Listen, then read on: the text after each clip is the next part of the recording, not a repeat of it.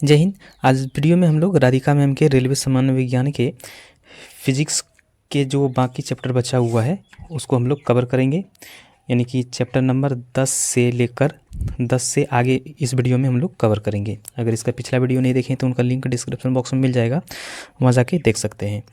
और साथ ही में हम लोग इससे पहले फिज़िक्स और केमिस्ट्री को भी बायोलॉजी और केमिस्ट्री को भी स्टडी कर चुके हैं। अगर उसका वीडियो नहीं देखें तो उनका लिंक, प्लेलिस्ट का लिंक डिस्क्रिप्शन बॉक्स में मिल जाएगा, वहाँ जाके देख सकते हैं। तो आइए हम लोग इसको बाकी जो बचा हुआ है उसको हम लोग स्टडी करते हैं। तो पिछला वीडियो में चैप्टर नंबर 9 तक हो गया था कवर, अब इस वीडियो में 10 से आगे करेंगे, ठीक है। तो चैप्टर नंबर 10 जो है वो तरंगे हैं, यानी वेव।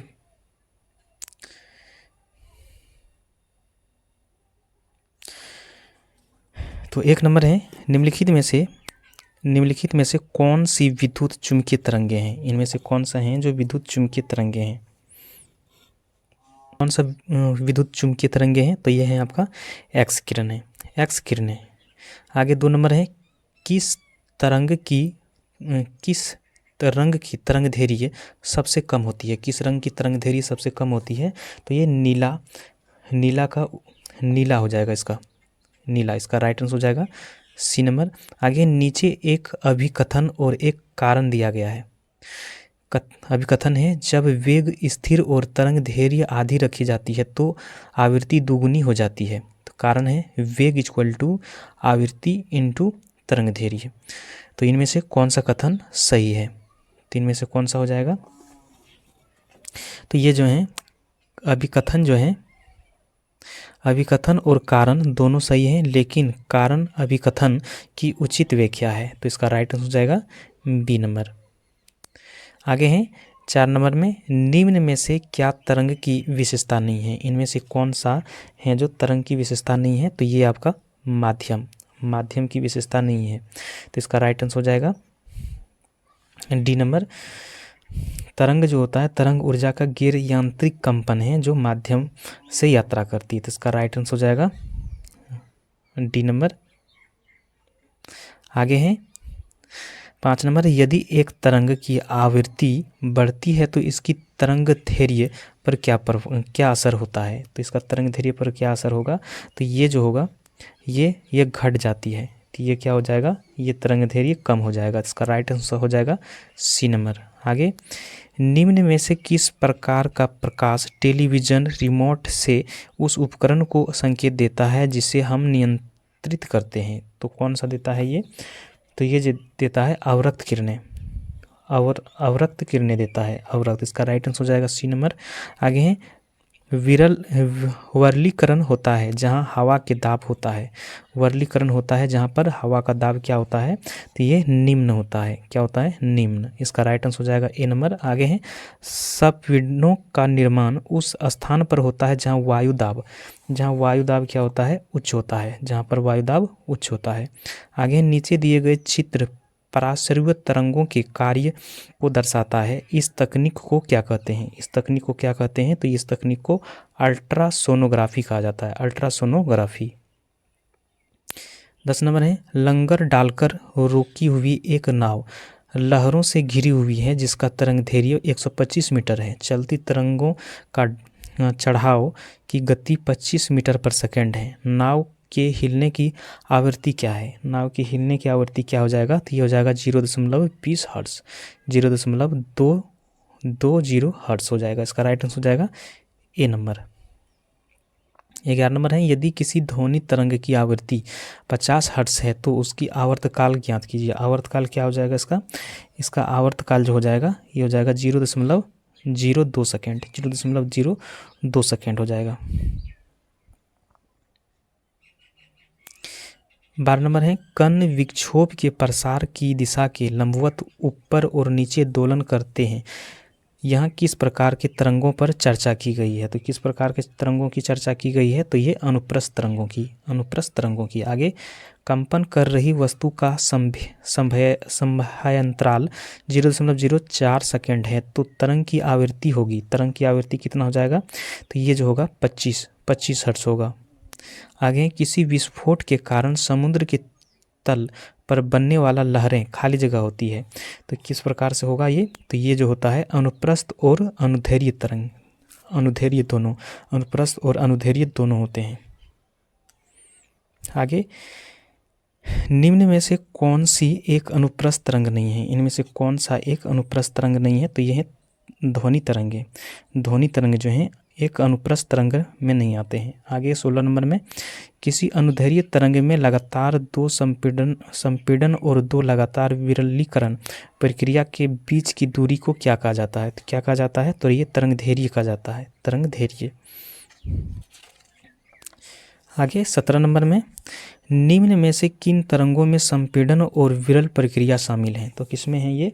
तो ये जो है ये अनुदैर्घ्य तरंग, अनुदैर्घ्य तरंग में इसका राइट आंसर हो जाएगा ए नंबर। आगे 18 नंबर में, एक तरंग का वेग भी आवृत्ति f और तरंगदैर्घ्य लैम्डा है। तो इसका क्या हो जाएगा? तो ये जो हो जाएगा, ये हो जाएगा v इक्वल टू लैम्डा बट्टे f हो जाएगा। इसका राइट आंसर हो जाएगा सी नंबर।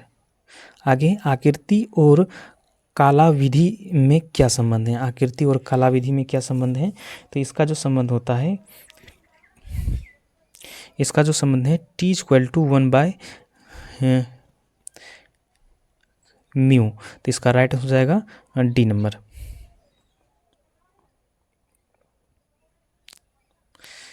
बीस नंबर है, एक माध्यम में एक ध्वनि तरंग की तरंगदैर्घ्य कितनी है जिसकी आवृत्ति 840 हर्ट्ज और 380 मीटर पर सेकेंड है? तो इसका क्या है? तो इसका जो हो जाएगा, तो इसका हो जाएगा 1.45 मीटर, 1.45 मीटर। इसका राइट आंसर हो जाएगा सी नंबर। आगे, तरंग लंबाई आमतौर पर ग्रीक लेटर खाली जगह द्वारा दर्शाया जाता है। तो किससे दर्शाया जाता है? तो ये दर्शाया जाता है लैम्डा से, ये लैम्डा से दर्शाया जाता है। इसका राइट आंसर हो जाएगा बी नंबर। आगे है, निम्नलिखित में से कौन सा कथन ध्वनि तरंग और प्रकाश तरंग के बारे में सही है? तो कौन सा कथन है? तो ये जो हो जाएगा, ध्वनि तरंग अनुदैर्घ्य होती है और प्रकाश तरंग जो है ये अनुप्रस्थ होती है। तो इसका राइट आंसर हो जाएगा डी नंबर। आगे है, खाली जगह एक मात्रा जो एक तरंग की प्रकृति का वर्णन नहीं करती है। तो कौन सा? तो ये ऊंचाई, ये ऊंचाई की। इसका राइट आंसर हो जाएगा ए नंबर। आगे, यदि दिए गए वेग पर किसी ध्वनि तरंग की आवृत्ति बढ़ाई जाए तो उसके तरंगदैर्घ्य पर क्या प्रभाव पड़ेगा? उसका तरंगदैर्घ्य पर क्या प्रभाव पड़ेगा? तो ये प्रभाव पड़ेगा, इसकी तरंगदैर्घ्य में कमी आ जाएगी। इसकी तरंगदैर्घ्य पर क्या होगा? कमी आ जाएगी। 25 नंबर है, यदि किसी तरंग की आवृत्ति दोगुनी हो जाती है तो इसकी तरंगदैर्घ्य होगी, इसकी तरंगदैर्घ्य क्या होगा? तो ये हो जाएगा मूल का आधा, उसका मूल का क्या हो जाएगा? आधा हो जाएगा। 26 नंबर है, यदि 2 क्रमिक शीर्षों के बीच की दूरी l है तो उनकी तरंगदैर्घ्य को व्यक्त किया जा सकता है। उनकी तरंगदैर्घ्य को व्यक्त किससे किया जा सकता है? तो l द्वारा व्यक्त किया जा सकता है। आगे, रेडियो द्वारा उत्पादित ध्वनि खाली जगह से बढ़ती है। तो किससे बढ़ती है? तो ये आवृत्ति बढ़ाने से बढ़ती है, आवृत्ति बढ़ाने से। 28 नंबर है, तरंग चाल, आयाम, तरंगदैर्घ्य और आवृत्ति सभी को कहा जाता है। सभी को क्या कहा जाता है? तो सभी को कहा जाता है तरंग की विशेषताएं, तरंग की विशेषताएं कहा जाता है। आगे है, तरंग का आयाम खाली जगह होता है। तरंग का आयाम क्या होता है? तरंग का आयाम जो होता है माध्यम के कणों द्वारा मध्य स्थान की किसी भी तरफ तय की गई अधिकतम दूरी कहा जाता है। इसका राइट आंसर हो जाएगा बी नंबर। आगे, एक स्रोत तरंग से 0.5 सेकेंड में 40 शिखर और 40 गर्त बनते हैं। तरंग की आवृत्ति ज्ञात करें। तरंग की आवृत्ति कितना हो जाएगा? तो ये जो होगा 300 हर्ट्ज होगा, 300 हर्ट्ज हो जाएगा। इसका राइट आंसर हो जाएगा बी नंबर। 31 नंबर है, आवृत्ति खाली जगह में प्रकट की जाती है और दर्शाता है कि घटना प्रति सेकेंड दोहराई जाती है। तो किसमें? तो ये हर्ट्ज में, ये हर्ट्ज में। इसका राइट आंसर हो जाएगा डी नंबर। आगे, ध्वनि के संचरण के दौरान माध्यम में कणों के उच्च घनत्व का क्षेत्र कहलाता है। तो ये क्या कहलाता है? ये कहलाता है संपीड़न, संपीड़न कहलाता है। आगे, यदि एक गृह और उसके क्रमगत गर्त की दूरी l है तो तरंगदैर्घ्य होगी। तरंगदैर्घ्य कितना हो जाएगा? ये हो जाएगा 2l हो जाएगा। आगे, 34 नंबर, निम्न में से किस ध्वनि तरंग के तरंग दैर्घ्य सर्वाधिक लंबी होगी? तो किसका होगा? तो ये जो होगा ये होगा 100 हर्ट्ज की आवृत्ति वाले तरंग का, 100 हर्ट्ज के आवृत्ति वाले तरंग का। आगे एक स्रोत 0.4 सेकेंड में 20 तरंग शिखर और तरंग गर्त उत्पन्न करता है, तो तरंग की आवृत्ति ज्ञात करें। तो तरंग का आवृत्ति कितना हो जाएगा? तरंग का आवृत्ति जो हो जाएगा ये हो जाएगा 50 हर्ट्ज हो जाएगा। आगे है 50 हर्ट्ज आवृत्ति का स्रोत 0.4 मीटर तरंग दैर्घ्य की तरंग उत्सर्जित करता है। तरंग के 600 मीटर की दूरी तय करने में कितना समय लगेगा? तो इसको कितना समय लगेगा? तो इसको लगेगा 3 सेकेंड, इसको लगेगा 3 सेकेंड। आगे हैं एक तरंग के गर्द की गहराई को इसका खाली जगह कहा जाता है। तो क्या कहा जाता है इसको? तो ये कहा जाता है आयम, आयम कहा जाता है। आगे 38 नंबर, किसी माध्यम में घनत्व के एक दोलन को पूरा करने में लगने वाला समय को क्या कहा जाता है? तो क्या कहा जाता है इसका? तो इसको कहा जाता है तरंग, इसको कहा जाता है तरंग का समय काल, तरंग का समय काल कहा जाता है। आगे है डॉक्टर द्वारा ठोस वस्तु को भेदने हेतु एवं हवाई अड्डों का किस तरंग का प्रयोग किया जाता है? किस तरंग का प्रयोग किया जाता है? तो ये एक्सरे, एक्सरे। आगे 40 नंबर है इंफ्रारेड किरणें क्या है? इंफ्रारेड किरणें क्या है? तो ये किरण क्या होता है? ये जो होता है विद्युत चुम्बकीय तरंग होता है, ये जो होता है विद्युत चुम्बकीय तरंग होता है। आगे है निम्नलिखित में से किस विद्युत चुम्बकीय तरंग की तरंग दैर्घ्य सबसे कम होती है? किस विद्युत चुम्बकीय तरंग की तरंग दैर्घ्य सबसे कम होती है? तो ये जो होता है गामा किरणें की, ये होता है गामा किरणों की।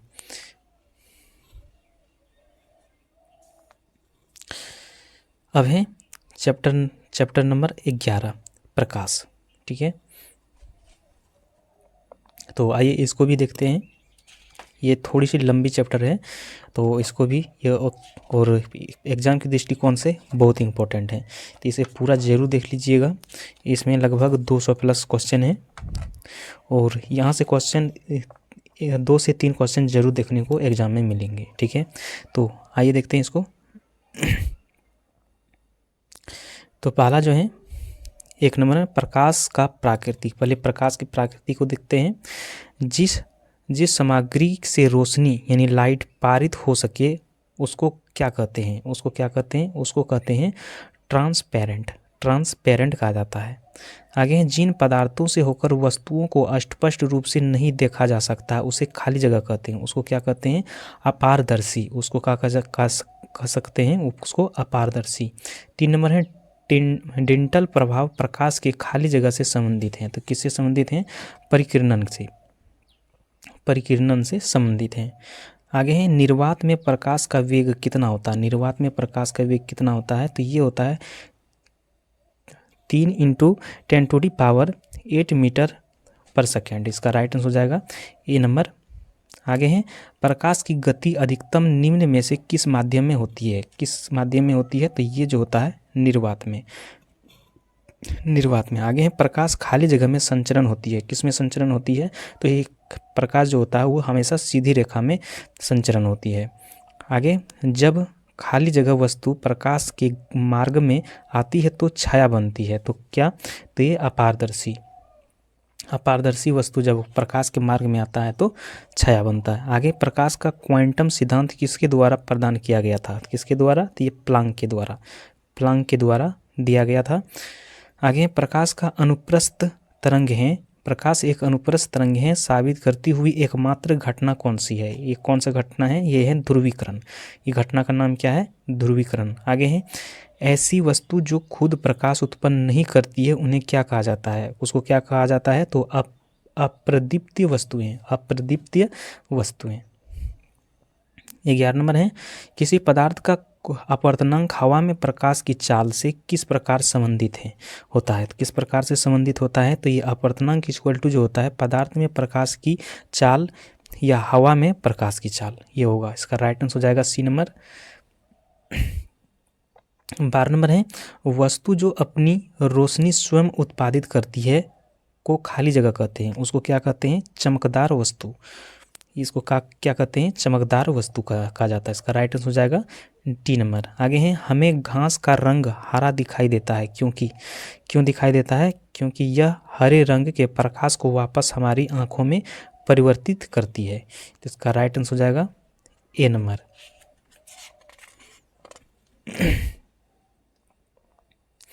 14 नंबर है, किस साल में ओले रोमर ने इतिहास में पहली बार प्रकाश की गति को मापा था? तो किस साल में ये मापा था? तो ये 1676 में मापा था। इसका राइट आंसर हो जाएगा बी नंबर।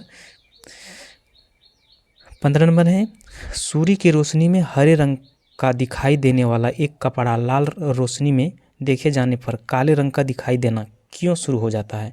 क्यों शुरू होता है? तो ये कपड़ा लाल रंग की तरंग आयम को पूर्णतः अवशोषित कर लेता है, इसलिए। इसका राइट आंसर हो जाएगा ए नंबर। आगे है, अंतरिक्षयान में अंतरिक्ष यात्री को आकाश खाली जगह दिखाई देता है। आकाश किस रंग का दिखाई देता है? तो ये काला दिखाई देता है। आगे, दो विकिरणों की ऊर्जा E1 और E2 क्रमशः 25 EV और 50 EV हैं, तो इनके तरंगदैर्घ्य के बीच का संबंध क्या होगा? तो इसका तरंगदैर्घ्य का संबंध क्या हो जाएगा? तो ये हो जाएगा λ1, ये हो जाएगा λ1 = 2 λ1। इसका राइट आंसर हो जाएगा सी नंबर। आगे, गली के पीले लाइट में किसका उपयोग किया जाता है? गली के पीले लाइट में किसका उपयोग किया जाता है? तो इसमें सोडियम का उपयोग किया जाता है, सोडियम का। आगे, किसी माध्यम की प्रकाश को परिवर्तित करने की क्षमता को उसके खाली जगह द्वारा व्यक्त किया जाता है। तो किसके द्वारा व्यक्त किया जाता है? तो ये प्रकाश का घनत्व, प्रकाश घनत्व का प्रयोग किया जाता है। आगे हैं, जब प्रकाश विरल माध्यम से संघन माध्यम में प्रवेश करता है तो खाली जगह होता है, तो क्या होता है? तो ये जो होता है इसकी गति कम हो जाती है, 21 नंबर है, एक माध्यम जिसका अपवर्तनांक सूचकांक 1.5 है में प्रकाश की गति खाली जगह है, तो इसका प्रकाश की गति क्या हो जाएगा? ये हो जाएगा 2.0 × 10⁸ मीटर पर सेकेंड। इसका राइट आंसर हो जाएगा बी नंबर। आगे हैं, वह क्षेत्र जहां स्रोत से आने वाले पूरा प्रकाश अवरुद्ध हो जाता है क्या कहलाता है? तो ये क्या कहलाता है? ये कहलाता है अंटुम्ब्रा कहा जाता है। इसका राइट आंसर हो जाएगा सी नंबर। आगे, किसी माध्यम के प्रकाश को अपवर्तित करने की क्षमता को कैसे व्यक्त करते हैं? तो किस तरह से व्यक्त करते हैं? तो ये करते हैं प्रकाशिक घनत्व से व्यक्त करते हैं। इसका राइट आंसर हो जाएगा बी नंबर। आगे, प्रकाश का परिकीर्णन। 24 नंबर है, निम्नलिखित में से किसे प्रकाश के परिकीर्णन की परिघटना का उपयोग करके नहीं समझाया जा सकता है? तो किसको? तो ये जो है तारों का टिमटिमाना। आगे, लाल रंग का प्रकाश कोहरे या धुएं से खाली जगह परिकीर्णित होता है क्योंकि इसके तरंगदैर्घ्य सफेद प्रकाश के अन्य रंग घटकों के तरंगदैर्घ्य की तुलना में खाली जगह होती है। तो क्या होता है? तो ये जो होता है सबसे कम और अधिक, सबसे कम परिकीर्णित होता है क्योंकि इनकी तरंगदैर्घ्य सफेद प्रकाश के अन्य रंग घटकों की तरंगदैर्घ्य की तुलना में अधिक होती है। आगे, जब सूर्य का प्रकाश किसी घने जंगल के वितान से होकर गुजरता है तो कुहासे में जल की छोटी छोटी बूंदें प्रकाश को खाली जगह करती है और टिंटल प्रभाव दिखाई देता है। तो क्या करता है? ये जो करता है परिकीर्णित करता है, ये करता है परिकीर्णित। इसका राइट आंसर हो जाएगा बी नंबर। आगे हैं, सैटेलाइट से ली गई तस्वीरों में आसमान अंधेरा नजर आता है, ऐसा क्यों होता है? तो ये परिकीर्णित नहीं होने के कारण, प्रकाश जो है वो परिकीर्णन नहीं होने के कारण। इसका राइट आंसर हो जाएगा सी नंबर। आगे, परिकीर्णित प्रकाश का रंग परिकीर्णित होने वाले कणों के आकार पर निर्भर करता है। अति सूक्ष्म कण मुख्य रूप से खाली जगह प्रकाश का परिकीर्णन करता है। तो कौन करता है ये? तो ये करता है आपका नीले प्रकाश करता है। 29 नंबर है, स्वच्छ आकाश का नीला रंग वायुमंडल में मौजूद दृश्य प्रकाश की तरंगदैर्घ्य की तुलना में खाली जगह आकार वाले कणों द्वारा प्रकाश के खाली जगह के कारण होता है। तो किसके कारण से होता है? तो ये छोटे और परावर्तन, छोटे आकार वाले कणों द्वारा प्रकाश के अपवर्तन के कारण होता है। इसका राइट आंसर हो जाएगा ए नंबर। आगे हैं, गहरे समुद्र में पानी का रंग नीला किसके कारण दिखाई देता है? किसके कारण से दिखाई देता है? तो ये प्रकाश के परिकिरणन के कारण, प्रकाश के परिकिरणन के कारण। आगे 31 नंबर है, सीवी रमन के बारे में निम्न में से क्या गलत है? इनमें से क्या गलत है? तो ये जो है, इन्हें 1987 में नाइटहुड की उपाधि दी गई थी। ये इसका गलत हो जाएगा। इसका राइट आंसर हो जाएगा डी नंबर। आगे 32 नंबर है, बादलों का रंग सफ़ेद खाली जगह के कारण दिखता है। किसके कारण से दिखाई देता है बादलों का रंग सफ़ेद? तो ये जो दिखाई देता है प्रकाश के परिकिरणन के कारण, प्रकाश के परिकिरणन के कारण सफ़ेद दिखाई देता है। आगे, प्रकाश की एक पुंज की द्रव में तैरते कणों से टकराव के कारण होने वाली परिकिरणन से उत्पन्न चमक की प्रक्रिया को कहते हैं। इसको क्या कहते हैं? तो ये टिंडल प्रभाव कहता है, टिंडल प्रभाव। इसका राइट आंसर हो जाएगा पी नंबर। आगे है, सूर्य के प्रकाश का परिकिरणन किसकी उपस्थिति के कारण होता है? किसकी उपस्थिति के कारण होता है? तो ये वायुमंडल के कारण। आगे, प्रकाश का नीला रंग निम्न में से किसके कारण होता है? किसके कारण से होता है? तो ये प्रकाश का परिकिरणन के कारण। 36 नंबर है, आकाश नीला क्यों दिखाई देता है? आकाश नीला क्यों दिखाई देता है? क्योंकि सफ़ेद प्रकाश में नीले रंग का तरंगदैर्घ्य अपेक्षाकृत निम्न होती है और यह हवा वर्णित होता है अणुओं द्वारा सर्वाधिक। तो इसका राइट आंसर हो जाएगा सी नंबर। अब है प्रकाश का परावर्तन।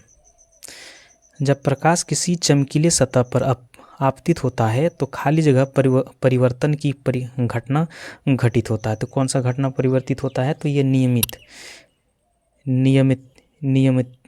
होता है। तो इसका राइट आंसर हो जाएगा सी नंबर। आगे है, एक समतल दर्पण के लिए छवि होती है। एक समतल दर्पण के लिए छवि क्या होता है? तो आभासी और पार्श्व उल्टा।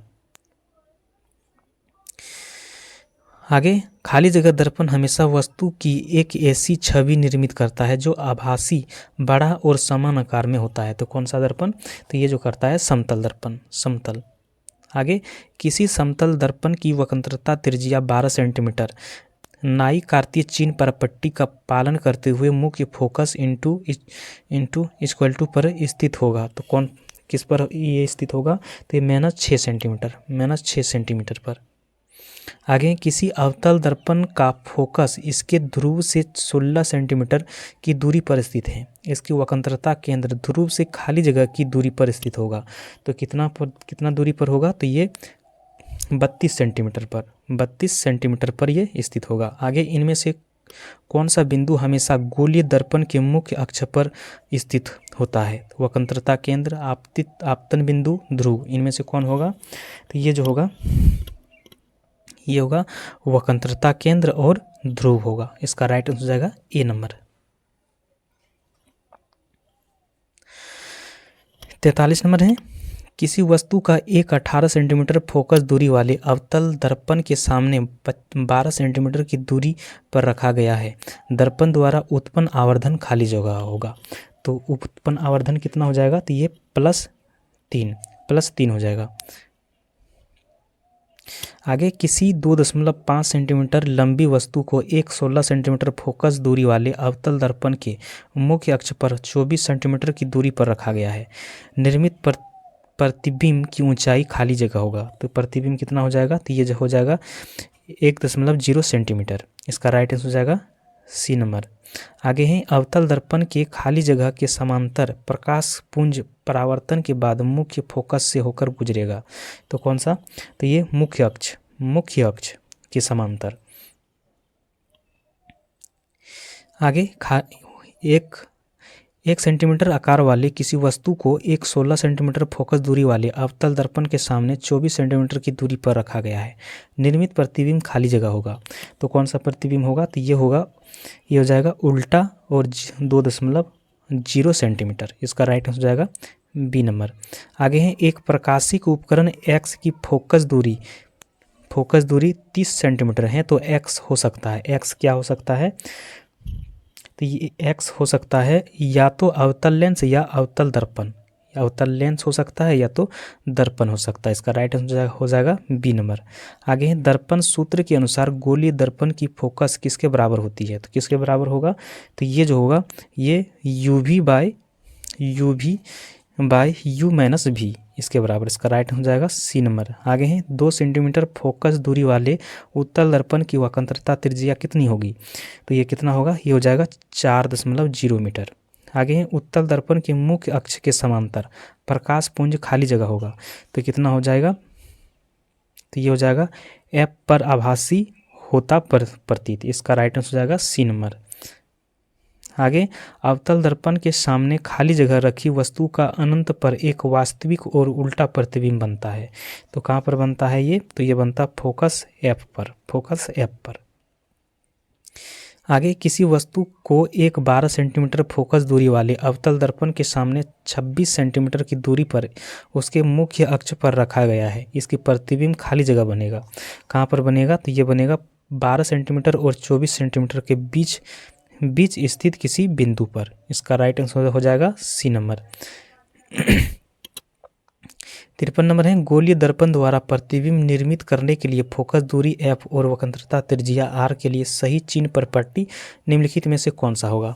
इनमें से कौन सा हो जाएगा? ये हो जाएगा अवतल दर्पण के लिए एफ ऋणात्मक है और आर ऋणात्मक। इसका राइट हो जाएगा ए नंबर।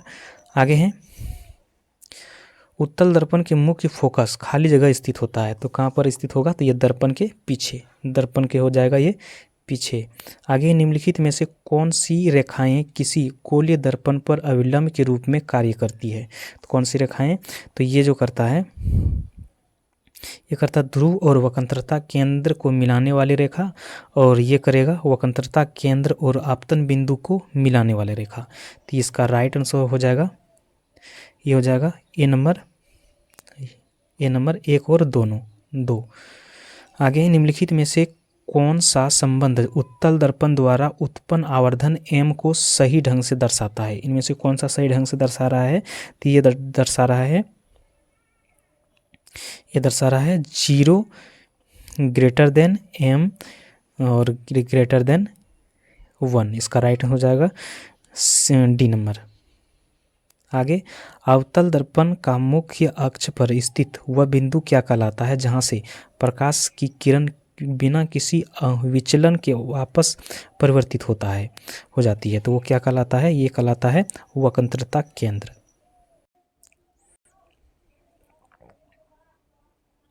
आगे, एक प्रतिबिंब की आवर्धन प्लस 1.5 है तथा गोलीय दर्पण से वस्तु की दूरी 30 सेंटीमीटर है, तो प्रतिबिंब से खाली जगह पर बनेगा। प्रतिबिंब से जो बनेगा वो कितना दूरी पर बनेगा? ये तो ये बनेगा दर्पण के पीछे 45 सेंटीमीटर की दूरी पर। इसका राइट आंसर हो जाएगा ए नंबर। आगे है, यदि एक गोलीय दर्पण का आकार इस प्रकार बढ़ता है कि उसकी वक्रता त्रिज्या दुगुनी हो जाती है, तो उसकी फोकस दूरी होगा। तो उसकी फोकस दूरी क्या होगा?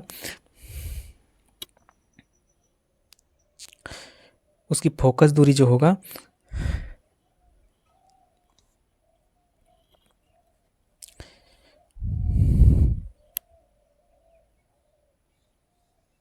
उसकी फोकस दूरी बढ़कर दोगुनी हो जाएगी। उसकी फोकस दूरी क्या हो जाएगा? बढ़कर दोगुनी हो जाएगा। इसका राइट आंसर हो जाएगा डी नंबर। आगे है, अवतल दर्पण का वक्रता केंद्र खाली जगह पर स्थित होता है, कहाँ पर स्थित होता है? तो ये दर्पण के सामने 61 नंबर है, किसी वस्तु को एक अवतल दर्पण के सामने उसके ध्रुव P और फोकस F के बीच स्थित किसी बिंदु पर रखा गया है। निर्मित प्रतिबिंब खाली जगह होगा, तो कौन सा होगा? तो ये आभासी और सीधा होगा। आगे है उत्तल दर्पण। उत्तल दर्पण की फोकस दूरी खाली जगह पर होती है, खाली जगह होती है तो क्या होता है ये धनात्मक, धनात्मक होता है। आगे एक गोलीय दर्पण द्वारा उत्पन्न आवर्धन निम्नलिखित में से किसके बराबर होगा? ये किसके बराबर होगा? तो ये होगा प्रतिबिंब की ऊंचाई बटे वस्तु की ऊंचाई, प्रतिबिंब की ऊंचाई बटे वस्तु की ऊंचाई। आगे गोलीय दर्पण के मुख्य फोकस वक्रता केंद्र और ध्रुव से गुजरने वाली काल्पनिक रेखा को खाली जगह के रूप में जाना जाता है। तो ये क्या किसके रूप में जाना जाता है? तो ये मुख्य अक्ष के रूप में।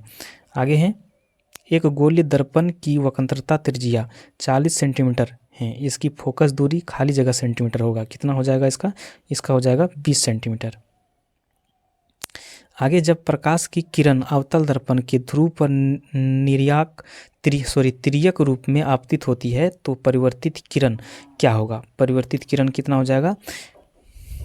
तो ये जो होगा कोण I = कोण R बनाते हुए वापस होगी। इसका राइट आंसर हो जाएगा बी नंबर। आगे है एक गोलीय दर्पण एक सीधे तथा छोटा प्रतिबिंब निर्मित करता है। गोलीय दर्पण के बारे में सही कथन की पहचान कीजिए। इनमें से कौन सा हो जाएगा? तो कथन जो है दर्पण अवतल है, दर्पण एक आभासी प्रतिबिंब निर्मित करता है और दर्पण की फोकस दूरी धनात्मक है। तो इसका कौन सा हो जाएगा? तो ये हो जाएगा बी और सी जो है वो सही है। इसका राइट आंसर हो जाएगा डी नंबर। आगे किसी वस्तु को एक अवतल दर्पण के सामने उसके फोकस F और ध्रुव P के बीच स्थित किसी बिंदु पर रखा गया है। प्रतिबिंब खाली जगह स्थित किसी बिंदु पर बनेगा और खाली जगह होगा। तो क्या हो जाएगा इसका? तो इसका जो होगा ये दर्पण के पीछे बनेगा और बड़ा, दर्पण के पीछे और बड़ा बनेगा। तो इसका राइट आंसर हो जाएगा डी नंबर, दर्पण के पीछे और बड़ा। आगे निम्नलिखित में से किस स्थिति में अवतल दर्पण वास्तविक प्रतिबिंब निर्मित करता है? किस स्थिति में करता है? जब वस्तु को फोकस और ध्रुव के मध्य रखा गया हो, जब वस्तु के अनंत पर रखा गया हो, जब वस्तु को फोकस पर रखा गया हो। तो किस स्थिति में? तो ये जो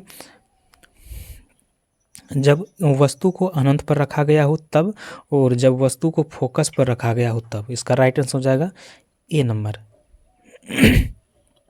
70 नंबर है 100 सेंटीमीटर वक्रता त्रिज्या वाले एक अवतल दर्पण में ध्रुव और वक्रता केंद्र के बीच की दूरी इनमें से कितना होगा? तो इनमें से कितना हो जाएगा? तो ये हो जाएगा आपका 100 सेंटीमीटर।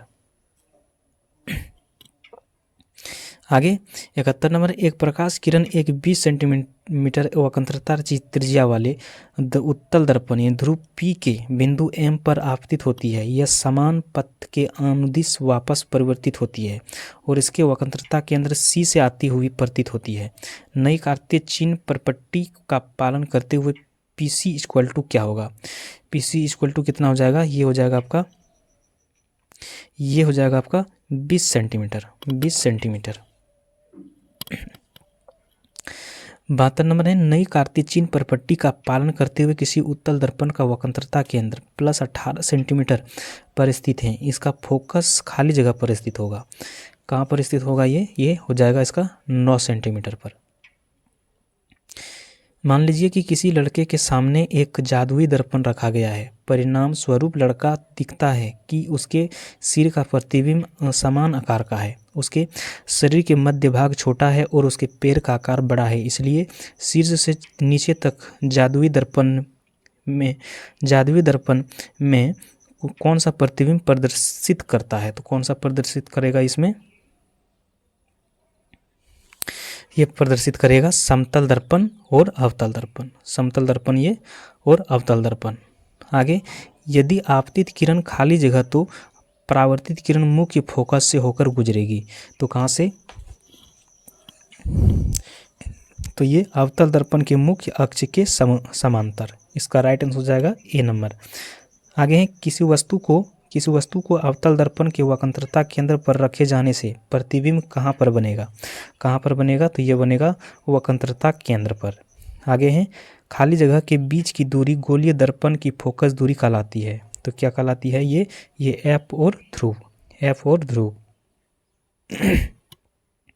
आगे वाहन के पार्श्व दर्पण द्वारा निर्मित प्रतिबिंब का प्रकृति किस प्रकार की होगी? किस प्रकार का होगा? तो ये होगा आभासी और सीधा, आभासी और सीधा। आगे हैं गोलीय दर्पण के मुख्य अक्ष के संबंध में निम्नलिखित में से कौन सा कथन सही है। कौन सा कथन सही हो जाएगा। ये कथन है मुख्य अक्ष का काल्पनिक रेखा होती है जो दर्पण के दोनों ओर विस्तृत होती है। मुख्य अक्ष वक्रता केंद्र मुख्य फोकस और ध्रुव से होकर गुजरती है।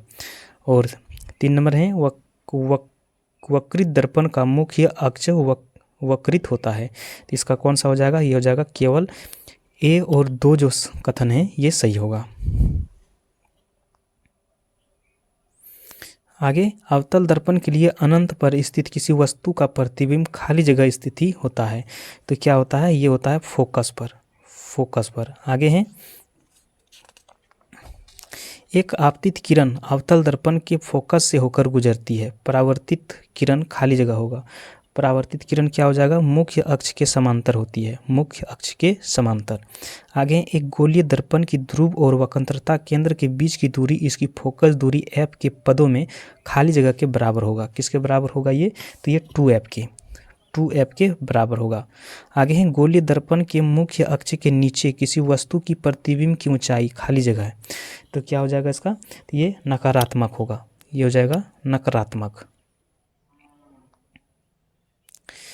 आगे आपतित किरण होने पर किसी तारे का प्रतिबिंब अवतल दर्पण के f पर प्राप्त होता है। तो कहाँ पर ये होता है। तो ये जो होगा ये होगा मुख्य अक्ष के समांतर होगा। आगे जब कोई परावर्तित किरण ध्रुव से और खाली जगह से होकर गुजरती है तो वह उसी पथ का अनुसरण करेगी लेकिन विपरीत दिशा में। तो कौन सा। तो ये करेगा फोकस समतल के लंबवत होकर गुजरती है। तो आगे निम्न में से किस प्रकार के प्रतिबिंब पर्दे पर प्राप्त किए जा सकते हैं। किस प्रकार के प्रतिबिंब। वास्तविक और बड़ा, वास्तविक और छोटा, आभासी और बड़ा, आभासी और छोटा। कौन किस प्रकार का। तो ये जो प्राप्त किया जा सकता है वास्तविक और बड़ा और वास्तविक और छोटा। इसका राइट आंसर हो जाएगा सी नंबर। आगे यदि दर्पण से परावर्तन के बाद बनने वाली प्रतिबिंब आभासी और अत्यधिक छोटा है तो वस्तु की स्थिति और दर्पण का प्रकार बताइए। तो कौन सा प्रकार होगा। तो ये हो जाएगा अनंत और उत्तल दर्पण होगा। आगे है परावर्तन के बाद वस्तु का समान आकार का वास्तविक और उल्टा प्रतिबिंब प्राप्त करने के लिए वस्तु खाली जगह रखा जाना चाहिए। तो कहाँ पर रखा जाना चाहिए। तो ये अवतल दर्पण के वक्रता केंद्र पर यानी सी पर। इसका राइट आंसर हो जाएगा बी नंबर। आगे किसी वस्तु को खाली जगह दर्पण के खाली जगह रखने से वस्तु का वास्तविक उल्टा और समान आकार का प्रतिबिंब प्राप्त होगा। तो कौन सा बनेगा ये। तो ये जो बनेगा ये अवतल दर्पण और सी पर बनेगा। इसका राइट आंसर हो जाएगा सी नंबर। आगे उल्टा और बड़ा प्रतिबिंब प्राप्त करने के लिए वस्तु को खाली जगह पर रखा जाना चाहिए। तो ये कहाँ पर रखा जाना चाहिए। तो ये अवतल दर्पण के वक्रता केंद्र और फोकस पर रखा जाना चाहिए। आगे एक कांच की पट्टी पर उसके अभिलंब की अनुदिश आपतित एक प्रकाश किरण का आपतन कोण कितना होता है। तो ये कितना होता है। तो ये 0 डिग्री होता है। आगे है एक बिंदु प्रकाश स्रोत से एक समांतर किरण पुंज उत्पन्न करने के लिए इनमें से किस प्रकाशित उपकरण का उपयोग किया जा सकता है। तो किसका उपयोग किया जा सकता है। तो ये किया जा सकता है उत्तल लेंस का और अवतल लेंस का। तो इसका राइट आंसर हो जाएगा सी नंबर। आगे वस्तु को अवतल दर्पण के सामने कहाँ रखने पर छोटा प्रतिबिंब निर्मित होता है। तो कहाँ पर रखने पर। तो ये वक्रता केंद्र यानी सी पर। आगे अवतल दर्पण के वक्रता की त्रिज्या 30 सेंटीमीटर है। कार्टेशियन साइन कन्वेंशन के अनुसार इसकी फोकस लंबाई को किस तरह से व्यक्त किया जाता है। तो किस तरह से व्यक्त किया जा सकता है। तो इसको -15 सेंटीमीटर में। तो इसका राइट आंसर हो जाएगा ए नंबर। आगे उत्तल दर्पण का प्रयोग किस में किया जाता है। उत्तल दर्पण का प्रयोग इसमें से किस में किया जाता है। तो ये वाहनों के रिवर व्यू मिरर में यानी साइड मिरर के रूप में। आगे, एक ऊंची इमारत का छोटा आभासी और सीधा प्रतिबिंब प्राप्त करने के लिए किस दर्पण का उपयोग किया जाता है? किस दर्पण का उपयोग किया जाता है? तो ये उत्तल दर्पण का उपयोग किया जाता है। आगे, जिस बिंदु पर सभी किरणें मिलते हैं उसको खाली जगह कहते हैं, उसको क्या कहते हैं? तो उसको फोकस बिंदु कहते हैं। आगे, निम्नलिखित में से कौन सा दर्पण की प्रतिबिंब सतह पर स्थित है? तो कौन सा है? तो ये आपका पोल होता है। आगे, यदि कोई वस्तु 5 सेंटीमीटर वक्रता त्रिज्या वाले उत्तल दर्पण से 10 सेंटीमीटर दूरी रखी गई है तो उसकी आवर्धन कितना होगा? तो उसका आवर्धन कितना होगा? ये हो जाएगा 0.3। आगे, खाली जगह को एक अभिसरण दर्पण भी कहा जाता है। किसको कहा जाता है? तो ये कहा जाता है, ये अवतल दर्पण को कहा जाता है। आगे, दर्पण समीकरण के संबंध में निम्न में से कौन सा कथन सही है? इनमें से कौन सा कथन सही है? तो ये है, सभी दूरियों को दर्पण के ध्रुव से मापा जाना चाहिए। तो इसका राइट आंसर हो जाएगा बी नंबर।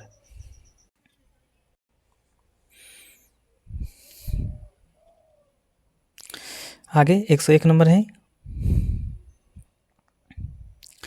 एक वक्रीय दर्पण जिसमें परावर्तन सतह अंदर की ओर वक्रित होती है उसे कहा जाता है। उसको क्या कहा जाता है? उसको अवतल दर्पण कहा जाता है। उसको क्या कहा जाता है? अवतल दर्पण। आगे, सर्च लाइट का परावर्तक कौन सा है? सर्च लाइट का परावर्तक कौन सा होता है? तो ये अवतल दर्पण का होता है। आगे है, गोलीय दर्पण का अवधारणा क्या है? गोलीय दर्पण का अवधारणा क्या होता है? तो ये होता है प्रकाश का परावर्तन। आगे, निम्नलिखित में से कौन सा कथन सत्य है? इनमें से कौन सा कथन सत्य है? तो ये हो जाएगा वक्रता त्रिज्या फोकल लंबाई के दोगुने के बराबर होती है। इसका राइट आंसर हो जाएगा डी नंबर।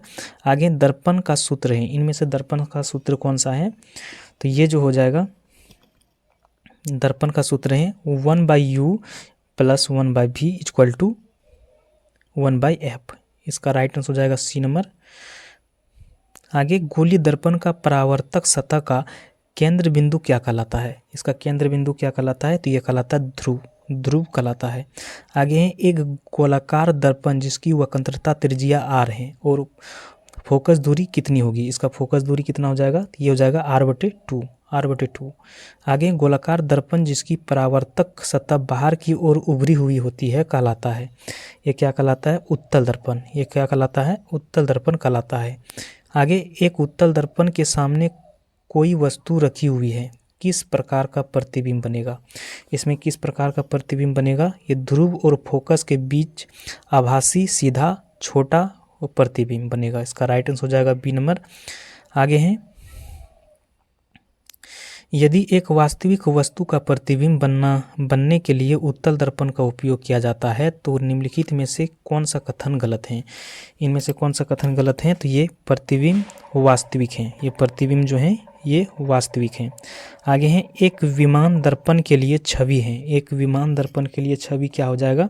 ये आभासी और पार्श्ववत उल्टा। इसका राइट आंसर हो जाएगा ए नंबर। आगे हैं, यदि किसी दर्पण की फोकस लंबाई 15 + 15 है तो यह क्या हो जाएगा? ये हो जाएगा उत्तल दर्पण। ये होगा उत्तल दर्पण। आगे, किसी वस्तु को मुख्य फोकस पर रखने पर अभिसारी दर्पण द्वारा निर्मित प्रतिबिंब का आकार खाली जगह होता है तो कौन सा होगा? तो ये अत्यधिक आवर्धित।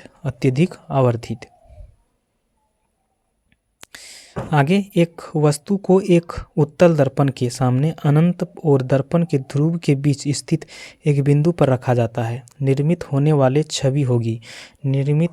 छवि क्या होगा? ये होगा आभासी और छोटी। आगे, यदि अवतल दर्पण में फोकस और ध्रुव के बीच कोई वस्तु रखी गई है तो निर्मित प्रतिबिंब का आकार क्या होगा?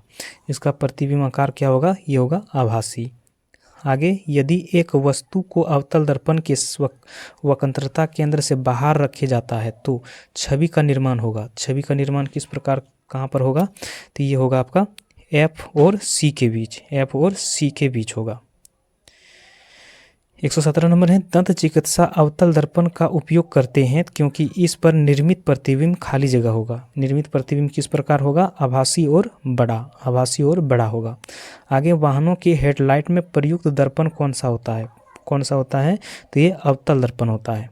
आगे, एक अवतल दर्पण के वक्रता केंद्र पर एक वस्तु रखी गई है, इसकी प्रतिबिंब कहाँ बनेगा? इसकी प्रतिबिंब कहाँ पर बनेगा? तो ये बनेगा वक्रता केंद्र पर बनेगा।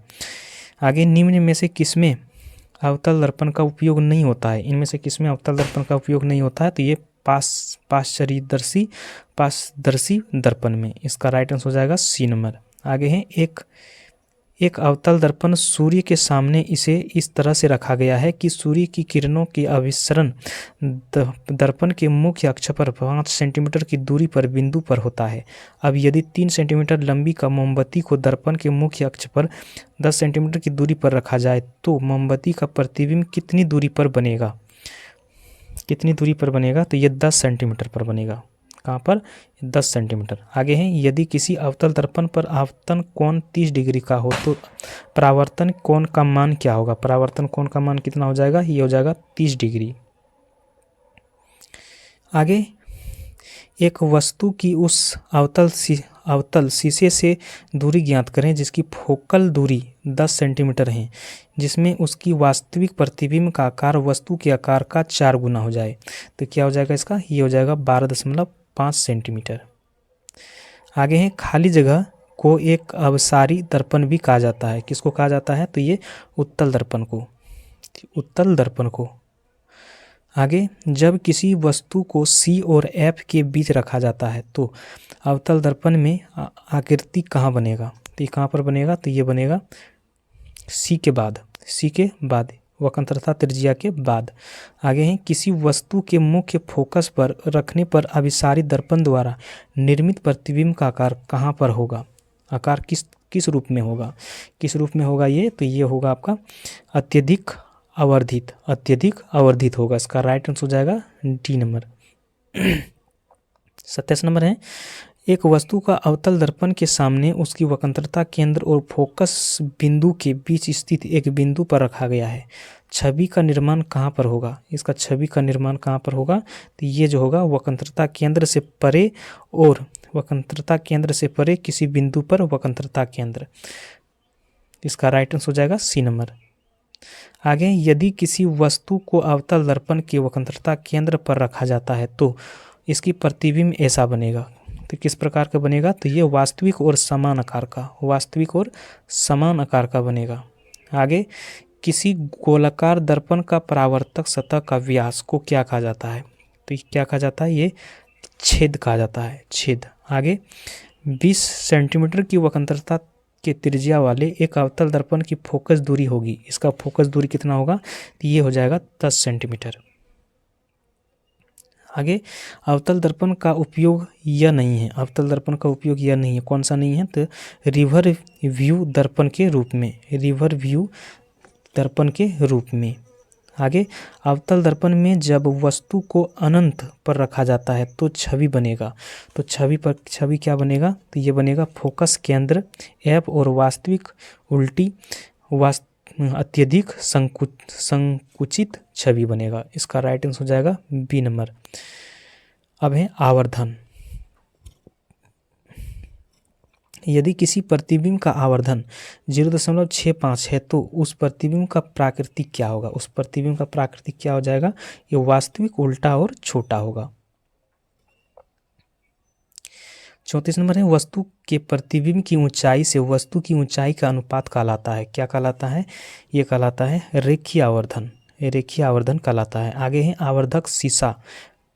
आवर्धक शीशा होता है। किस प्रकार का होता है ये?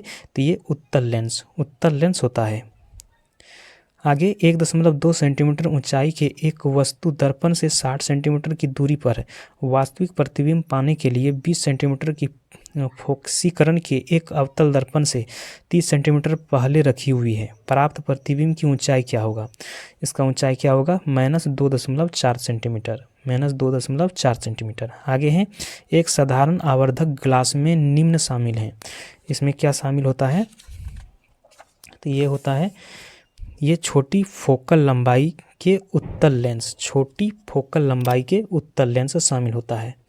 आगे आभासी और सीधे छवि के लिए दर्पण का आवर्धन होना चाहिए। किस प्रकार से होना चाहिए? तो ये धनात्मक होना चाहिए।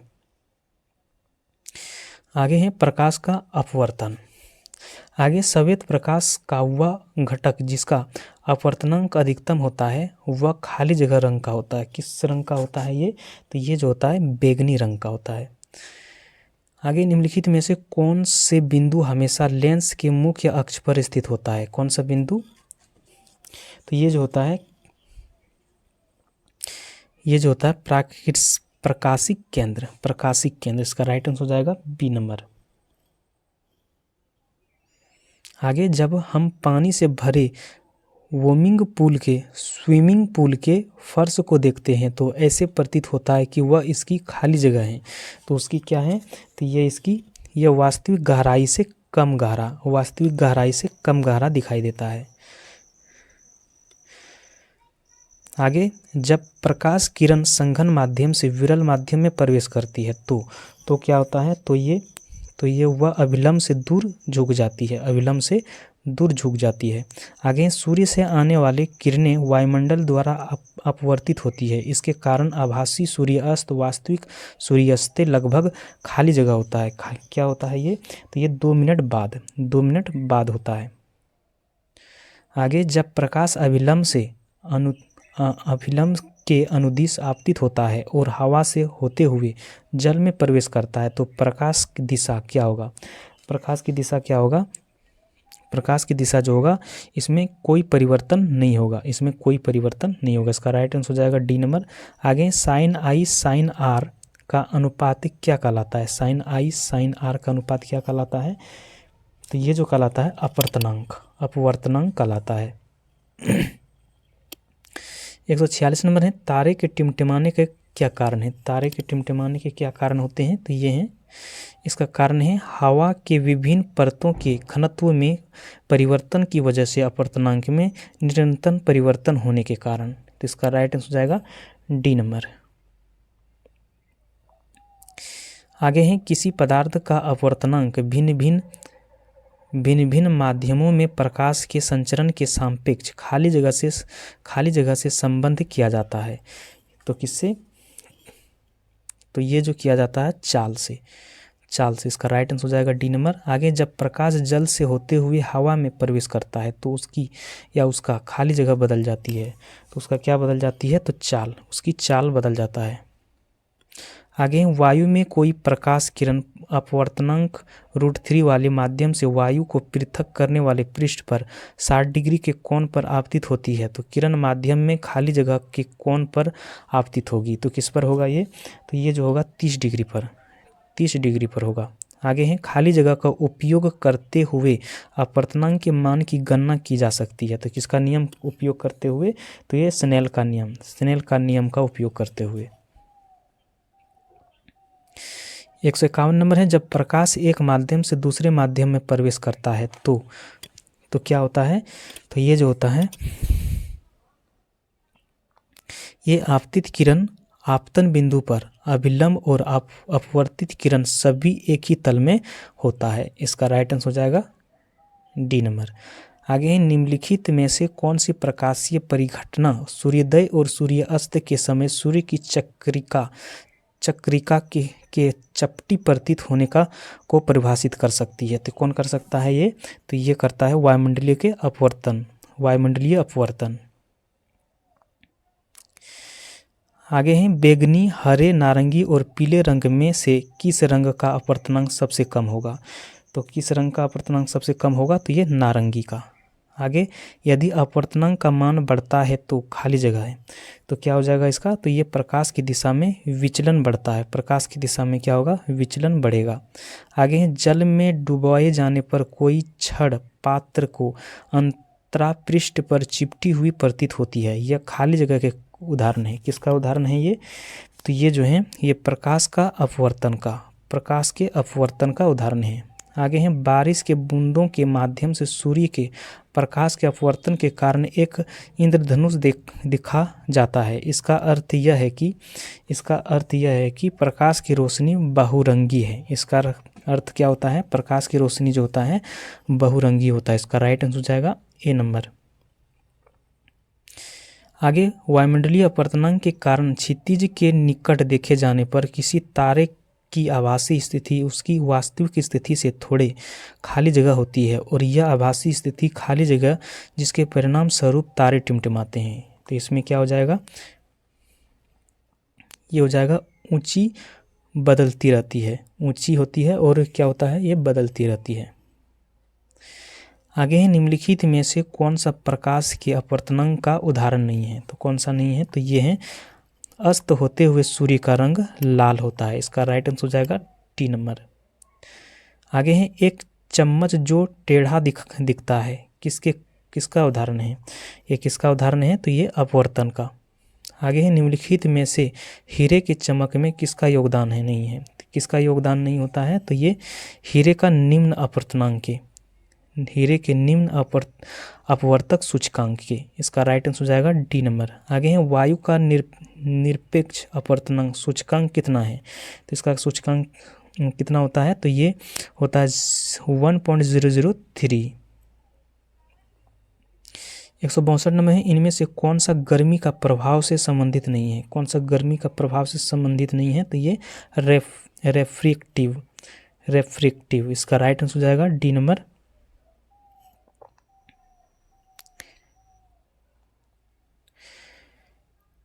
आगे है, जल का अपवर्तनांक 1/4/3 है, तो जल का प्रकाश की गति क्या होगा? तो जल में प्रकाश की गति क्या होगा? तो जल में प्रकाश की गति जो होता है 1.5 × 10⁸ मीटर पर सेकेंड।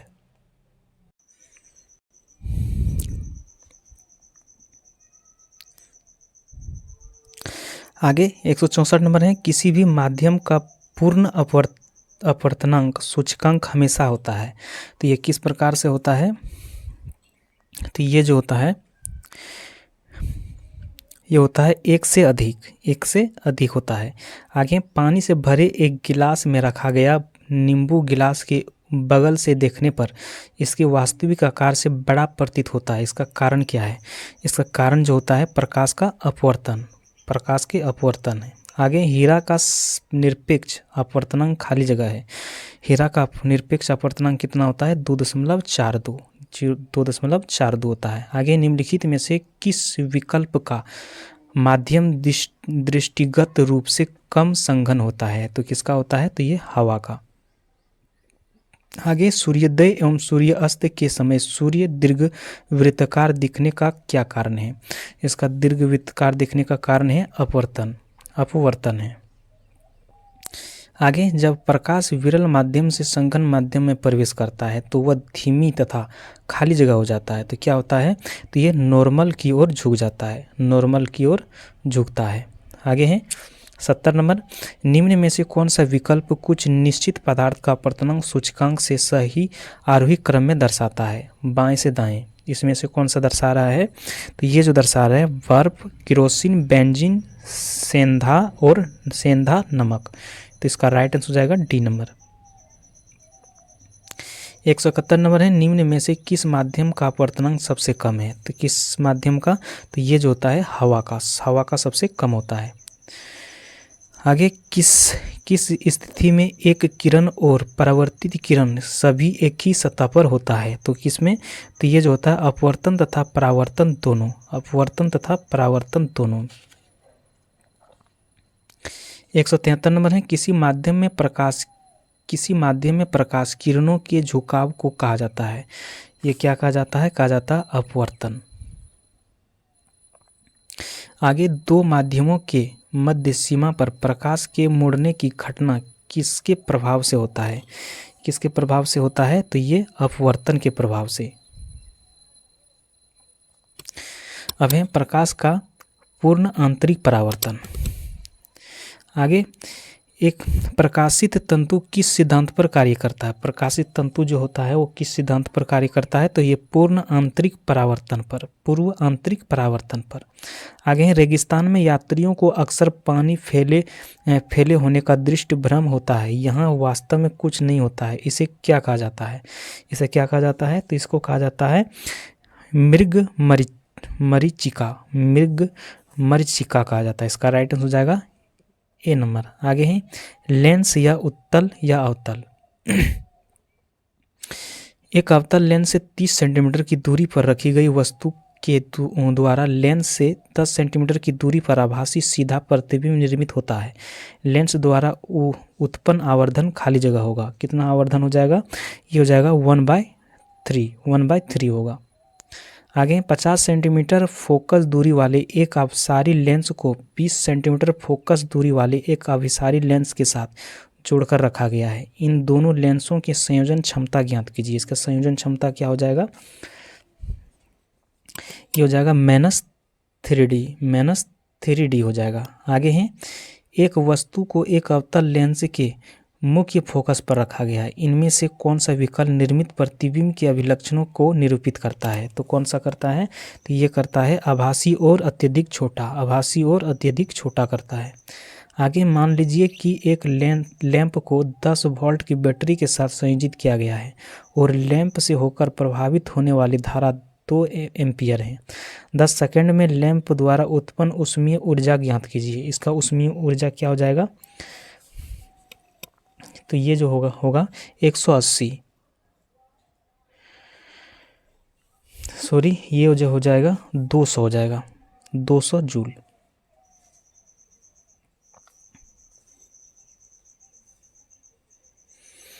आगे, जब कोई किरण उत्तल लेंस के मुख्य अक्ष के समांतर आपतित होती है तो अपवर्तित किरण खाली जगह से होकर गुजरेगी। तो कहाँ से होकर?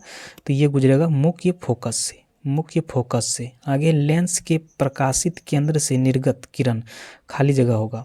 तो ये क्या होगा? तो ये हो जाएगा अविचलित रहेगी, अविचलित। इसका राइट आंसर हो जाएगा बी नंबर। आगे, गोलीय लेंस बनाने के लिए इनमें से किस पदार्थ का उपयोग नहीं किया जाता है? इसमें? तो ये लकड़ी का। आगे, 10D क्षमता वाले अवतल लेंस की फोकस दूरी कितना होगी? तो इसका कितना हो जाएगा? तो ये हो जाएगा -0.1 मीटर। आगे, एक अभिसारी लेंस की फोकस दूरी 50 सेंटीमीटर है तो लेंस की क्षमता ज्ञात कीजिए। इसका लेंस का क्षमता क्या हो जाएगा? ये हो जाएगा -2D हो जाएगा। आगे, लेंस द्वारा उत्पन्न आवर्धन किसके बराबर होता है? ये किसके बराबर होता है? ये होता है V/U के बराबर होता है। आगे, एक प्रकाशिक उपकरण Y की फोकस दूरी धनात्मक है। Y एक खाली जगह है। Y एक क्या होगा? तो ये जो होता है या तो उत्तल लेंस या अवतल दर्पण। किसी वस्तु को एक उत्तल लेंस के मुख्य अक्ष पर f1 to f1 के बीच स्थित किसी बिंदु पर रखा गया है। इसका निर्मित प्रतिबिंब खाली जगह होगा। इसका निर्मित प्रतिबिंब क्या होगा? वास्तविक और बड़ा होगा। आगे है, एक 6 सेंटीमीटर ऊंची सुई को -2.5D की क्षमता वाले एक लेंस के सामने 20 सेंटीमीटर की दूरी पर रखा गया है। सुई के प्रतिबिंब की ऊंचाई कितनी होगी? तो इसका कितना हो जाएगा? ये हो जाएगा 4 सेंटीमीटर। आगे, किसी वस्तु को -10D क्षमता वाले लेंस के मुख्य अक्ष पर 15 सेंटीमीटर की दूरी पर रखा गया है। निर्मित प्रतिबिंब खाली जगह होगा। तो इसका क्या हो जाएगा? ये आभासी और सीधा होगा। आगे है, 40 सेंटीमीटर फोकस दूरी वाले उत्तल लेंस की क्षमता खाली जगह होगा। इसका कितना होगा? ये हो जाएगा -0.25D।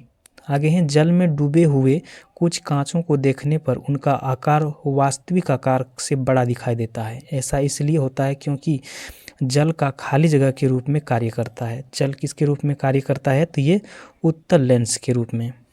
आगे हैं, 12 सेंटीमीटर लंबी एक वस्तु को अवतल लेंस से 15 सेंटीमीटर की दूरी पर रखा जाता है, तो इस वस्तु का 8 सेंटीमीटर लंबा आभासी प्रतिबिंब लेंस से खाली जगह की दूरी पर प्राप्त होगा। तो किस पर प्राप्त होगा? तो ये होगा -10 सेंटीमीटर पर। आगे, एक वस्तु अभिसारी लेंस से 25 सेंटीमीटर की दूरी पर रखी गई है। लेंस से 30 सेंटीमीटर की दूरी पर वस्तु का वास्तविक और उल्टा प्रतिबिंब निर्मित होता है। लेंस द्वारा उत्पन्न आवर्धन किसके बराबर होगा? किसके बराबर होगा? तो ये होगा 6/5 के बराबर। आगे, किसी वस्तु को एक 2.0D यानी डायोप्टर क्षमता वाले लेंस की मुख्य अक्ष पर 10 सेंटीमीटर की दूरी पर रखा गया है। निर्मित प्रतिबिंब खाली जगह होगा। कौन सा प्रतिबिंब होगा? तो ये हो जाएगा आभासी और सीधा। आभासी और सीधा बनेगा। आगे, यदि M, V और U क्रमशः ऊर्ध्वाधर आवर्धन प्रतिबिंब की दूरी और वस्तु की दूरी को निरूपित करते हैं, तो लेंस के लिए M, V और U के मध्य सही संबंध क्या होगा? इसका सही संबंध क्या हो जाएगा? ये हो जाएगा M = V/U हो जाएगा। M = V/U। ये हो जाएगा D नंबर इसका राइट आंसर। सॉरी, यहाँ पर ये C नंबर होगा, यहाँ पर M नहीं होगा, ये V होगा इसमें। ठीक है, U होगा इसमें। M = V/U। आगे, जूल के तापन प्रभाव के सूत्र को खाली जगह रूप में निरूपित किया जाता है। विकल्पों में H उत्पन्न ऊष्मा को निरूपित करता है, I चालक के माध्यम से प्रभावित धारा, R प्रतिरोध है और T समायविधि। तो इसमें से कौन सा हो जाएगा? तो ये हो जाएगा H = VLT। H = VLT। इसका राइट आंसर हो जाएगा D नंबर। आगे, जब कोई वस्तु उत्तल लेंस के खाली जगह पर हो तो प्रतिबिंब अभिवर्धित, आभासी और सीधा होता है। तो क्या हो जाएगा इसका? तो F1 और O के मध्य, F1 और O के मध्य होगा। आगे, वह लेंस जो बीच में पतला और परिधि के पास मोटा होता है खाली जगह कहलाता है। क्या कहलाता है? ये अवतल लेंस कहलाता है।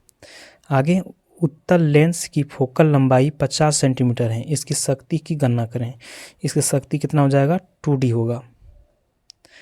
आगे, परावर्तित किरणों के वास्तविक प्रतिच्छेदन द्वारा निर्मित प्रतिबिंब जो हमें स्क्रीन पर देखते हैं खाली जगह होता है। क्या होता है? ये वास्तविक।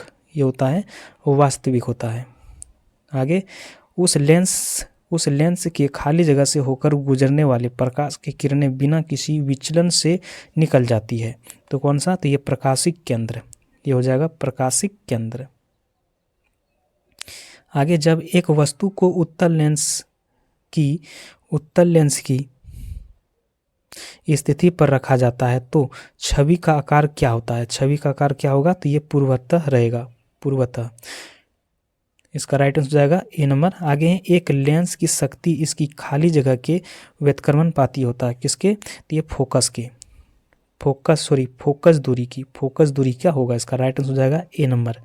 आगे है, एक गोलाकार दर्पण और पतली गोलाकार लेंस प्रत्येक में -20 सेंटीमीटर की फोकस लंबाई होती है। ऐसे परिदृश्य में निम्नलिखित में से कौन सा सत्य होने का संभावना है? कौन सा होने की संभावना है? तो ये दोनों, अवतल और उत्तल दोनों होने की संभावना है। इसका राइट आंसर हो जाएगा D नंबर। 206 नंबर है, एक उत्तल लेंस की फोकस लंबाई 25 सेंटीमीटर है। इसकी क्षमता शक्ति आवेश की गणना करें। तो इसका क्षमता क्या हो जाएगा? ये हो जाएगा 4D हो जाएगा। आगे है, अवतल लेंस की नाभिकीय लंबाई खाली जगह होता है तो कितना होता है? ये होता है ऋणात्मक होता है। आगे, अभिसरण का बिंदु या वह बिंदु जिससे लेंस में किरणें उत्पन्न होती है, प्रतीत होती है, उसे क्या कहते हैं? तो उसे कहते हैं फोकस कहते हैं। आगे, जब वस्तु को खाली जगह पर रखा जाता है तो अभिसरण लेंस में कोई भी प्रतिबिंब नहीं बनेगा। तो कौन सा? तो ये फोकस बिंदु पर। 210 नंबर है, लेंस बनने के लिए निम्नलिखित में से किसका उपयोग नहीं होता है? किसका उपयोग नहीं होता है? तो इसमें से मिट्टी का उपयोग नहीं होता है। आगे है, एक लेंस में +20.0 डी शामिल की शक्ति है। लेंस की किस्म और उसकी फोकस लंबाई खाली जगह होगा। तो किस किस्म का होगा ये? तो ये जो होगा, ये होगा उत्तल लेंस जो होगा, उत्तल किस्म का, और 0.5 मीटर की। आगे ऋण प्रतीक के साथ लेंस का फॉर्मूला क्या होगा? इसमें लेंस का फॉर्मूला क्या है? तो 1/v - 1/u = 1/f।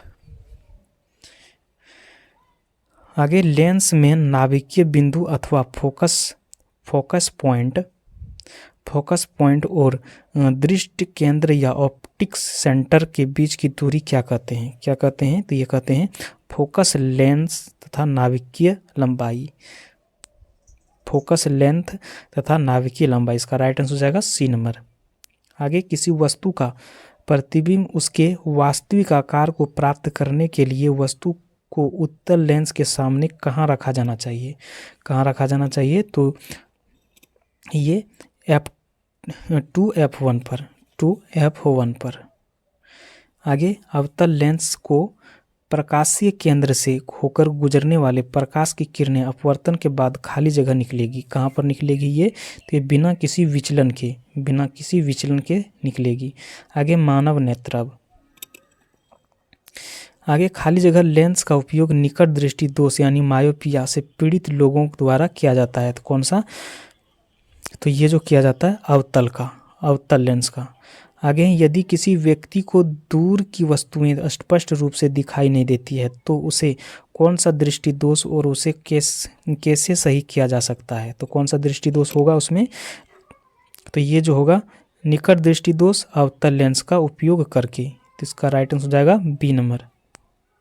आगे हाइपर मेट्रोपिया से पीड़ित लोगों द्वारा खाली जगह लेंस का उपयोग किया जाता है। कौन सा लेंस का उपयोग किया जाता है? तो इसमें उत्तल लेंस का उपयोग किया जाता है।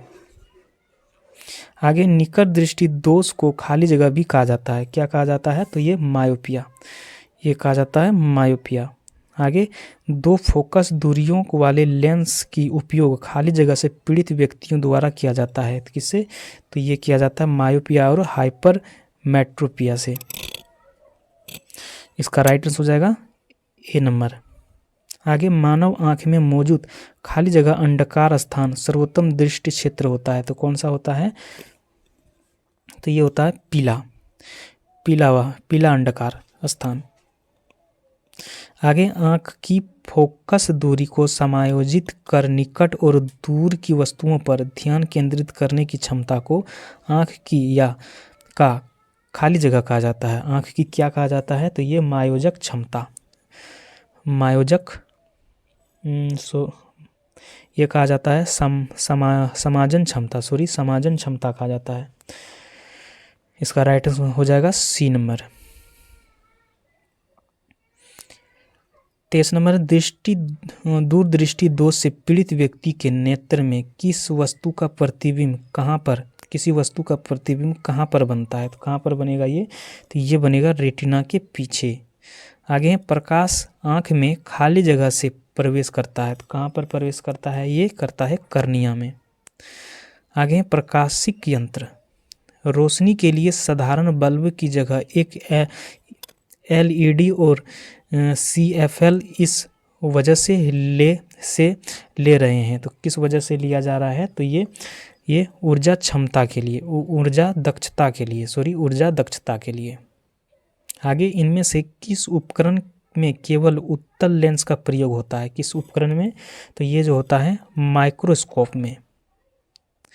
आगे थिएटर में 3D फिल्म देखते समय हमें विशेष चश्मे पहनने होते हैं क्योंकि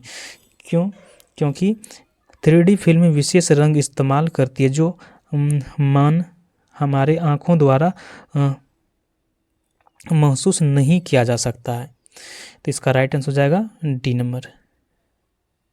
आगे हैं पेरिस्कोप में निम्न में से किसका उपयोग किया जाता है? पेरिस्कोप में किसका उपयोग किया जाता है? तो ये उत्तल दर्पण का हाँ, उत्तल लेंस का किया जाता है, उत्तल लेंस का। आगे है, इनमें से किसमें ऑप्टिकल लेंस नहीं होता है? इसमें किसमें ऑप्टिकल लेंस नहीं होता है? तो ये जो होता है स्टेथोस्कोप में, स्टेथोस्कोप में। अब है प्रकाश का वर्ण विक्षेपण यानी इंद्रधनुष।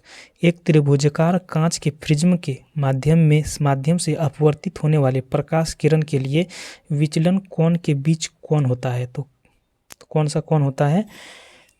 तो ये जो होता है आपतित किरण और निर्गत किरण, आपतित किरण और निर्गत किरण। आगे है, एक प्रकाश किरण एक त्रिभुजाकार कांच के प्रिज्म के माध्यम से अपवर्तित होती है। अपतित किरण और निर्गत किरण के बीच के कोण को क्या कहा जाता है? क्या कहा जाता है? ये कहा जाता है विचलन कोण, विचलन कोण कहा जाता है। आगे, सफ़ेद प्रकाश का कांच के प्रिज्म में प्रवेश करते हैं 7 अपघटकों में विभाजित होने खाली जगह कहलाता है। क्या कहलाता है? ये कहलाता है प्रकाश का वर्ण विक्षेपण। आगे, प्रिज्म द्वारा इनमें से किस रंग की प्रकाश किरण का विचलन अधिकतम होगा? किस रंग का होगा? तो ये होगा बैंगनी का। आगे, जब सफ़ेद प्रकाश की पतली किरण को प्रिज्म से गुजारा जाता है तो प्रकाश क्या होगा? तो प्रकाश जो होगा ये वर्ण विक्षेपित होगा, वर्ण विक्षेपित होगा। आगे, खाली जगह रंग का विचलन कोण सबसे कम होता है? किसका होता है? तो ये लाल रंग का, ये लाल रंग का। आगे, सूरज की रोशनी का उसके संघटक रंग में कौन सा विभाजित कर सकता है? इनमें से कौन सा विभाजित कर सकता है? तो ये प्रिज्म। आगे, प्रिज्म क्या करता है? प्रिज्म क्या करता है? तो ये जो करता है ये उसके जरिए गुजर रहे प्रकाश का तितिर बितिर कर देता है। तो इसका राइट आंसर हो जाएगा सी नंबर। आगे, वर्ण क्रम में कौन सा 2 रंग उसके दोनों सिरों का निर्माण करता है? कौन करता है? तो ये करता है बैंगनी और लाल। आगे, जल के बूंदों से खाली जगह होकर इंद्रधनुष बनता है। तो किससे? तो ये जो बनता है प्रकाश के प्रतिबिंब एवं अपवर्तन के। तो इसका राइट आंसर हो जाएगा सी नंबर। आगे हैं, जब सफ़ेद प्रकाश जो 7 रंगों का मिश्रण है कांच के प्रिज्म से होकर गुजरता है तो उसका परिक्षेपण क्यों होता है? क्यों होता है? तो ये होता है सफ़ेद प्रकाश के 7 रंगों के प्रिज्म से अलग अलग चाल से गुजरता है। इसका राइट आंसर हो जाएगा बी नंबर। आगे, जब प्रकाश प्रिज्म से गुजरता है तो कौन सा रंग सबसे कम विपतित होता है? तो कौन सा? तो ये जो होता है लाल रंग। आगे, प्रकाश को प्रिज्म से गुजराकर स्पेक्ट्रम प्राप्त करने वाले पहला व्यक्ति कौन था? तो ये कौन था? ये था आपका आइजैक न्यूटन था। तो ये चैप्टर यहाँ पर अब समाप्त होता है। अब है अगला जो है वो है आधुनिक भौतिकी। अब है चैप्टर नंबर 12 आधुनिक भौतिकी। ठीक है, अब इसको हम लोग देखते हैं।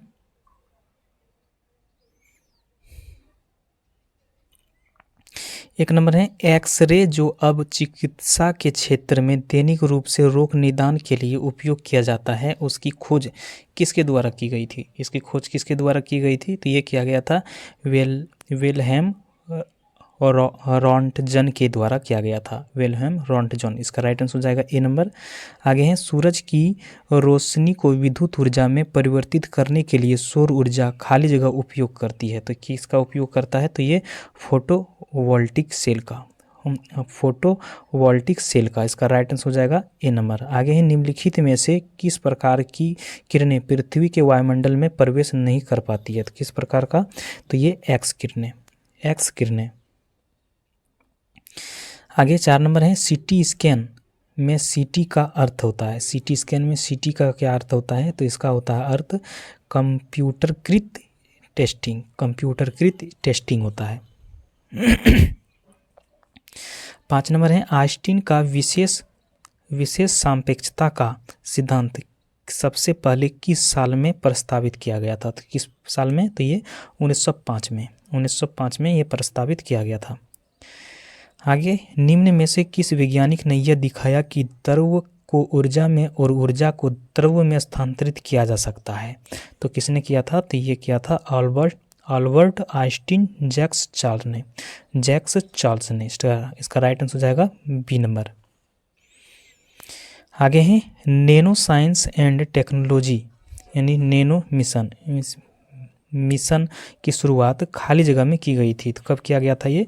तो ये 2007 में किया गया था। ये छोटा ही चैप्टर था, बस इसमें 7 ही क्वेश्चन था। अब जो बाकी बचा हुआ है जो चैप्टर हैं वो छोटा ही है, 2-3 चैप्टर बाकी है।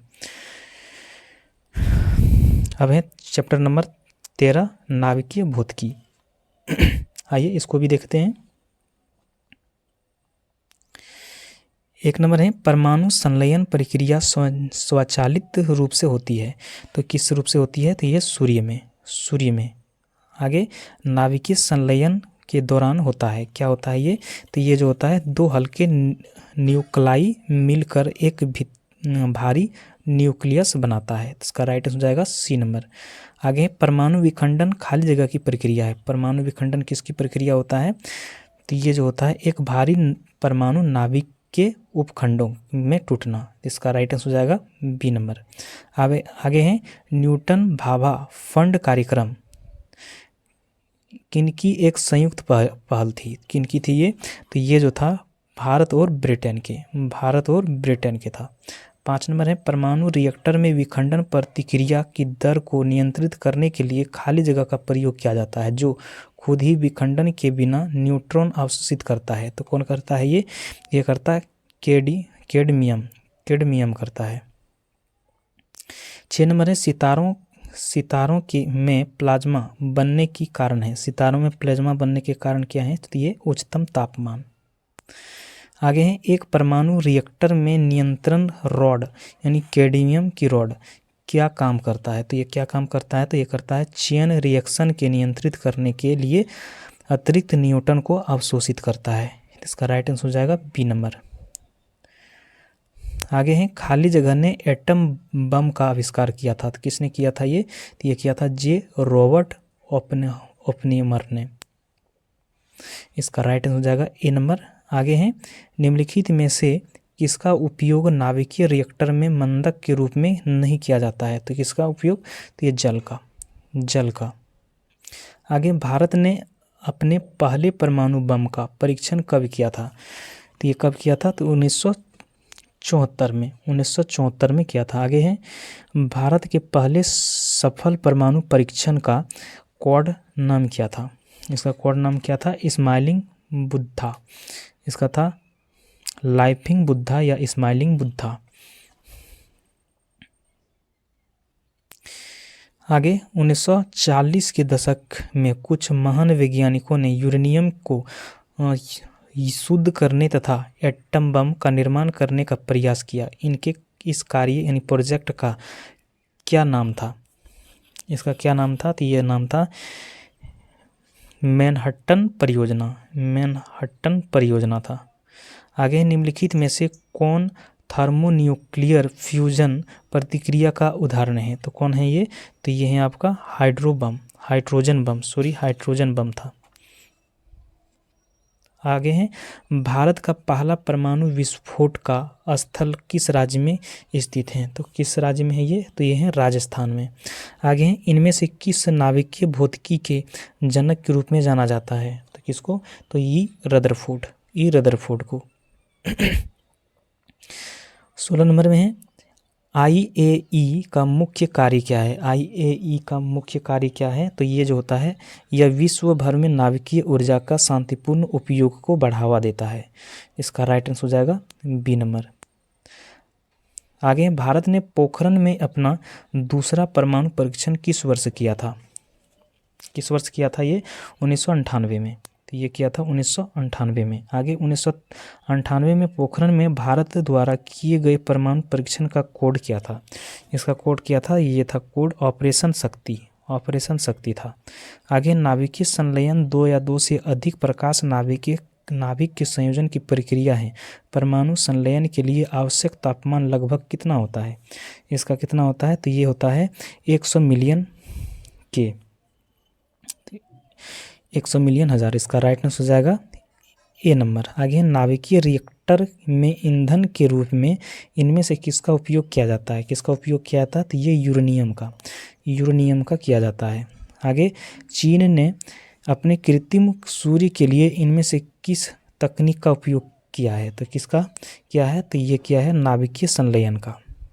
आगे इनमें से कौन सा भारत एवं विश्व का पहला रिएक्टर है जिसमें U-233 को ईंधन के रूप में उपयोग करने के लिए डिज़ाइन किया गया है? तो किसको? तो ये किया है ध्रुव। इसका राइट आंसर हो जाएगा सी नंबर। अब है चैप्टर नंबर 14 आविष्कार का। इसको भी देखते हैं। एक नंबर है वायुमंडल में ओजोन को मापने के लिए यूवी स्पेक्ट्रोमीटर किसने विकसित किया था? स्पेक्ट्रोमीटर किसने विकसित किया था? तो ये जो विकसित किया था प्रोफेसर GMB डॉप्सन ने किया था। आगे दूसरा नंबर है टेलीफोन का आविष्कार खाली जगह में किया गया था। कब किया गया था? तो ये जो किया गया था 1876 में किया गया था। और किसके द्वारा? अलेक्जेंडर ग्रहम बेल के द्वारा। आगे परमाणु बम का आविष्कार करने वाले टीम का हिस्सा निम्नलिखित में से कौन सा था? ये कौन सा था? तो ये था जूलियस ओपेनहाइमर। इसका राइट आंसर हो जाएगा बी नंबर।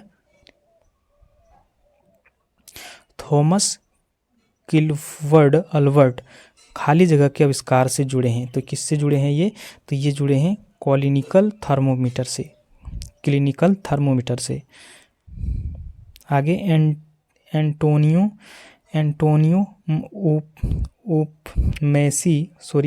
एंटोनियो मेओसी खाली जगह के आविष्कारक से संबंधित हैं। तो किससे हैं ये? तो ये हैं टेलीफोन के। आगे हैं प्रत्यावर्ती धारा का आविष्कार खाली जगह द्वारा किया गया था। किसके द्वारा किया गया था? तो ये निकोला टेस्ला के द्वारा। आगे पहले पेट्रोल से चलने वाली कार का इंजन खाली जगह द्वारा बनाया गया था। किसके द्वारा बनाया गया था? तो ये कार्ल बेंज के द्वारा। आगे हैं बैंड एड का आविष्कार किसने किया था? बैंड एड का आविष्कार किसने किया था? तो ये किया था अर्ल डिक्सन ने किया था। आगे मोबाइल फ़ोन का आविष्कार किसने किया था? तो ये जो किया था मार्टिन कपूर ने। आई फोकल लेंस का आविष्कार किसने किया था? तो ये किया था बेंजामिन फ्रैंकलिन ने।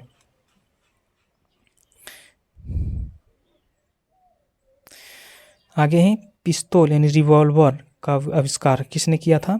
तो ये किया था सैमुअल कोल्ड ने किया था। आगे फाउंटेन पेन का आविष्कार किसने किया था? ये किया था लेविस वाटरमैन ने। आगे सन 1902 में पहली बार बड़े पैमाने पर विद्युतीय एयर कंडीशनिंग का आविष्कार और इसका प्रयोग किसके द्वारा किया गया था? तो ये किया गया था विलियस कैरियर के द्वारा किया गया था। आगे सिलाई मशीन के निरूपित किस्म के आविष्कार के लिए प्रथम अमेरिकी पेटेंट किसे प्रदान किया गया? किसको प्रदान किया गया था? तो ये एलाइस को किया गया था। 15 नंबर है थर्मोस्कोप आविष्कार किसे माना जाता है? तो किसको माना जाता है? तो ये माना जाता है गैलीलियो को। आगे 831 में विद्युत का प्रौद्योगिकी के क्षेत्र में उपयोग तब व्यवहारिक हो गया जब खाली जगह ने विद्युत डायनमो की खोज की। तो किसने किया था विद्युत डायनमो की खोज?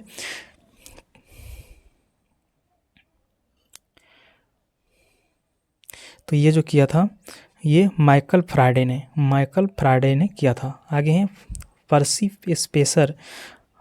स्पेसर द्वारा आविष्कृत प्रथम व्यावसायिक रूप से उपलब्ध आधुनिक माइक्रोवेव ओवन को कहा जाता है। क्या कहा जाता है? तो ये कहा जाता है तप्पन कहा जाता है।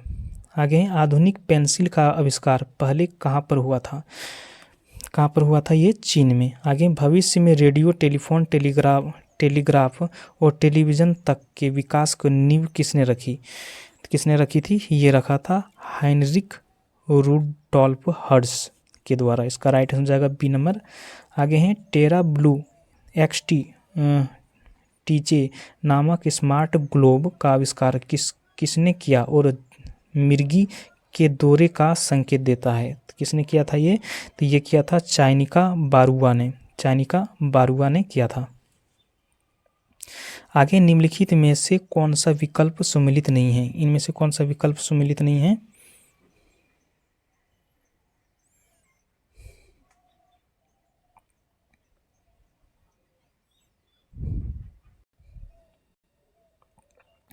तो इनमें से कौन सा विकल्प सम्मिलित नहीं है? तो ये हो जाएगा आपका टेलीफोन जॉन लेगी बेयर्ड। ये तो टेलीफोन का आविष्कार किसने किया था? तो ये ग्राहम बेल ने। आगे ऑटोमेटेड टेलर मशीन यानी एटीएम नामक कैश मशीन के विकास का श्रेय भारत के जन्मे किस स्कॉटिश आविष्कार कारक को दिया जाता है? किसको दिया जाता है? तो ये दिया जाता है जॉन फेयर्ड बैरन को। आगे हेनरी बुकरेल ने निम्नलिखित में से किसकी खोज की थी?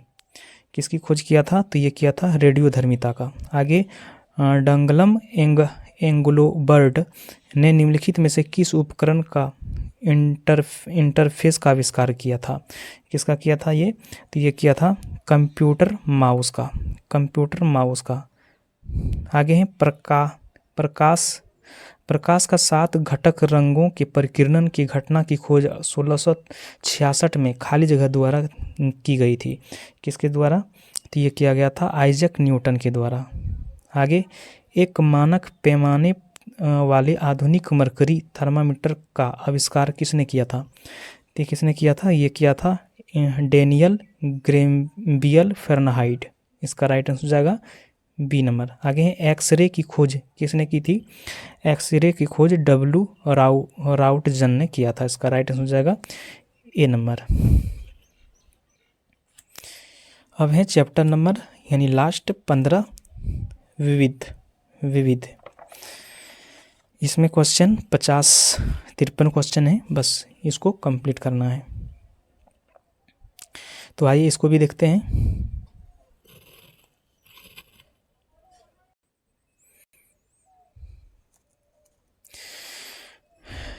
तो एक नंबर है निम्नलिखित में से किस वैज्ञानिक ने पदार्थों की 5वीं अवस्था के लिए गणना की थी? तो किसने किया था? तो ये किया था सत्येंद्रनाथ बोस ने। आगे किस प्रतीक की अपेक्षा गुणधर्म है? किसी प्रतीक का अपेक्षा गुणधर्म है किसका? तो ये है इनमें से सभी यानी कि निम्न क्वथनांक, उच्च प्रतीक तापमान, वाष्पीकरण की उच्च गुप्त ऊष्मा, इनमें से सभी के लिए। इसका राइट आंसर हो जाएगा डी नंबर। आगे है लेज़र का पूर्ण रूप क्या है? लेज़र का पूर्ण रूप क्या है? तो लेज़र का पूर्ण है लाइट इस amplification by stimulated emission reduction. तो इसका राइट आंसर हो जाएगा डी नंबर। आगे है E=mc² नामक सूत्र की खोज किसने किया था? तो ये किसने किया था? तो ये किया था अल्बर्ट आइंस्टीन ने। आगे भौतिक विज्ञानिक के कौन सी शाखा विराम अवस्था में तरल के गुण के प्रदर्शित करता है? तो कौन सा? तो ये द्रव स्थितिकी। आगे सापेक्षता का सिद्धांत किससे संबंधित है?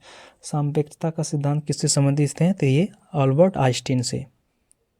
आगे हिस्टोग्राम का उपयोग क्या ज्ञात करने के लिए किया जाता है? तो क्या ज्ञात करने के लिए? तो ये ग्राफ के माध्यम से माध्यिका, बहुलक और माध्य ज्ञात करने के लिए। आगे कामनीदार तुला एक उपकरण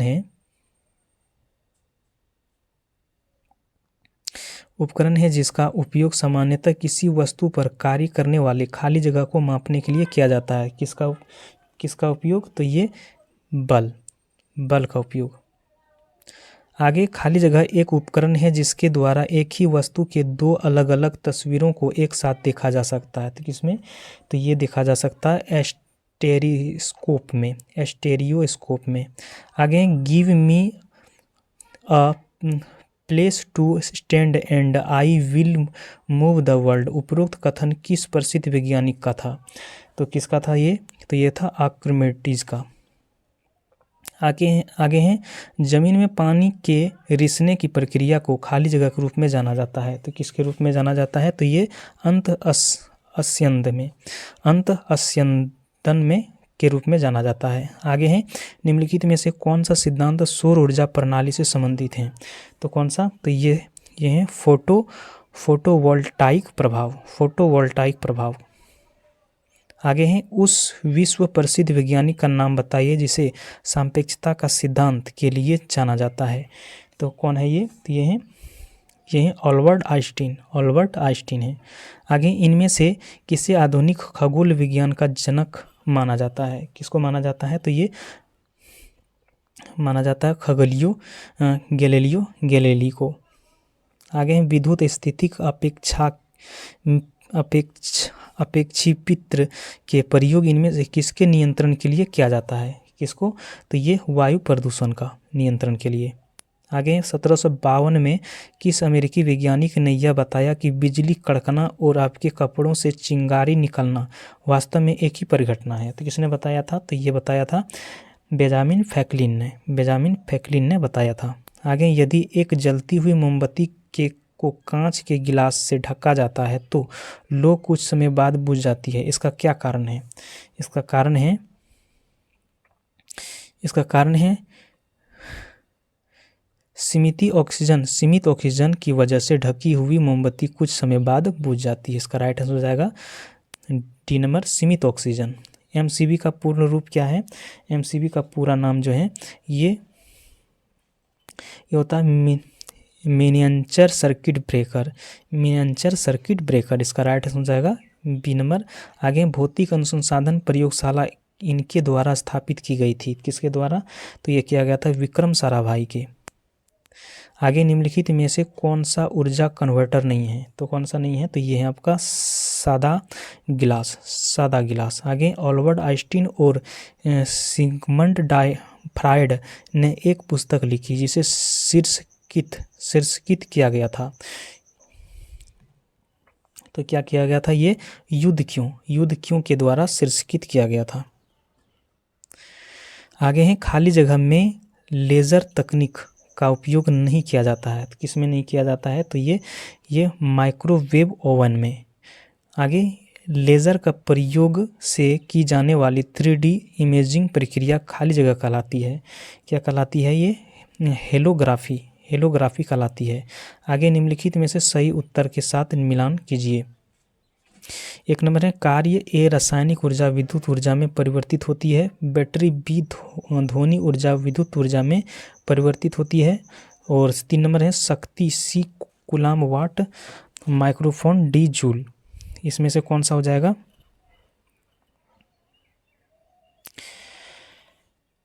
तो ये जो हो जाएगा 1 नंबर जो है ये सही है। आगे है औसतन कितने बार बिजली धरती पर गिरती है? कितने बार गिरती है? तो ये जो गिरती है प्रतिदिन 1000 बार।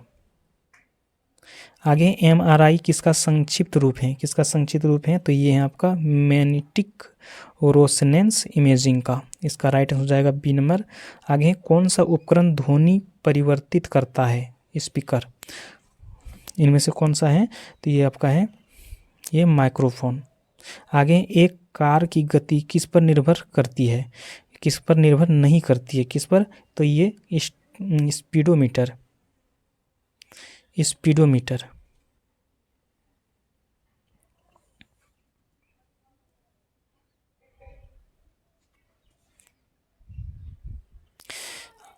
आगे है पृथ्वी की सतह के नीचे फंसी गर्मी को कहा जाता है। तो क्या कहा जाता है? तो ये कहा जाता है भूतापीय ऊर्जा। यानी कि जितने भी क्वेश्चन हम लोग पहले कर चुके हैं वही सब उसमें से भी दिया है। ठीक है। आगे दूध के मापने के रूप में वितरित करने के लिए दूध में बसी वसा गोलिकाओं के आकार को कम करने की प्रक्रिया को खाली जगह कहा जाता है। क्या कहा जाता है? ये कहा जाता है हेमोजोनाइजेशन कहा जाता है। हेमोजोनाइजेशन। इसका राइट आंसर हो जाएगा सी नंबर। आगे है खाली जगह हवा में नमी के अवशोषण की प्रक्रिया है। तो कौन सा है? तो ये है आपका डेलक्वेंशन। इसका राइट आंसर हो जाएगा ए नंबर।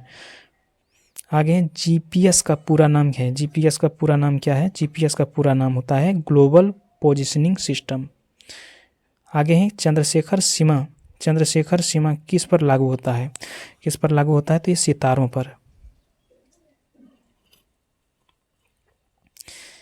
34 नंबर है गर्मी और तापमान और उनके ऊर्जा और काम से संबंध में संबंधित भौतिकी का शाखा क्या कहा जाता है? क्या कहा जाता है? तो ये कहा जाता है ऊष्मा प्रौद्योगिकी। ऊष्मा प्रौद्योगिकी। आगे वह कौन सा उपकरण है जो ऊर्जा के एक रूप से दूसरे रूप में परिवर्तित कर देता है? आमतौर पर एक सिग्नल ऊर्जा के रूप में को दूसरे सिग्नल में बदल देता है। कौन सा है ये? तो ये ट्रांसड्यूमर, ट्रांसड्यूसर इसका राइट आंसर हो जाएगा सी नंबर। आगे है किस गर्मी भट्टी से उत्सर्जित विकिरण होता है? किसी गर्मी भट्टी से उत्सर्जित विकिरण होता है तो कौन सा? तो ये अवरक्त किरण। आगे समुद्र में निम्न में से कौन सा ऊर्जा पाई जाती है? समुद्र में कौन सा ऊर्जा पाई जाती है? तो ये पाया जाता है ज्वारीय ऊर्जा, समुद्री तरंग ऊर्जा, समुद्री तापीय ऊर्जा। इसका राइट आंसर हो जाएगा डी नंबर। आगे जब तक किसी पिंड पर असंतुलित बल लागू किया जाता है तब तक इसकी खाली जगह में निरंतर परिवर्तन होते रहता है। किस पे? तो ये चाल पर। आगे हैं निम्न में से क्या एक कप गर्म कॉफ़ी के लिए संबंध सही है? तो ये क्या सही है? तो ये आपका है इसमें माइक्रोवेव ओवन द्वारा किया गया कार्य के माध्यम से प्राप्त ऊष्मीय ऊर्जा के एक मापनीय मात्रा है जो बदलने में विद्युत ग्रिड से विद्युत ऊर्जा लेती है। तो इसका राइट आंसर हो जाएगा पी नंबर। आगे निम्न में से कौन सा कथन गलत है? इनमें से कौन सा कथन गलत हो जाएगा? तो यह हो जाएगा क्रिया और प्रतिक्रिया बल समान पिंड पर लगते हैं। इसका राइट आंसर हो जाएगा डी नंबर। आगे आणविक उपकरण का वर्तमान वोल्टेज ग्राफ इसके रूप में है। तो किसके रूप में है ये? तो ये रैखिक ग्राफ में है। आगे ओटीईसी पावर प्लांट स्थापित करने के लिए समुद्र की ऊपरी परतों पर गहरी परतों के बीच तापांतर खाली जगह होना चाहिए। कितना होना चाहिए? तो ये 25 डिग्री। ये जो होना चाहिए ये 25 डिग्री होना चाहिए, 20 डिग्री होना चाहिए, 20 डिग्री। इसका राइट आंसर हो जाएगा डी नंबर। आगे है बादलों के गरजने के दौरान किस प्रकार का ऊर्जा रूपांतरण होता है? किस प्रकार से होता है? तो ये होता है गतिज ऊर्जा, प्रकाश और ध्वनि ऊर्जा में रूपांतरित होता है। आगे है मोटरसाइकिल दुर्घटना के दौरान हेलमेट काम करने में सहायक होता है। क्या काम करने में? तो ये आवेग के। आगे सौर ऊर्जा ग्राहकों यानी कलेक्टर में अधिकतम क्षमता खाली जगह में प्राप्त होता है। किस में प्राप्त होता है? तो ये होता है पायरोबोलाइड डिस्क संग्रह में। इसका राइट आंसर जाएगा सी नंबर। आगे निम्नलिखित में से अल्ट्रासोनोग्राफी का उपयोग होता है तो किस में होता है ये? तो ये जो होता है इसका उपयोग माँ के गर्भ के अंदर भ्रूण के विकास को देख रेख में किया जाता है। आगे है एक पेड़ की शाखा पर बैठा बंदर अचानक नीचे जमीन पर गिर पड़ता है। यह किस नियम पर का उदाहरण है? किस नियम का उदाहरण है? तो ये है आपका न्यूटन के गति का तीसरे नियम के।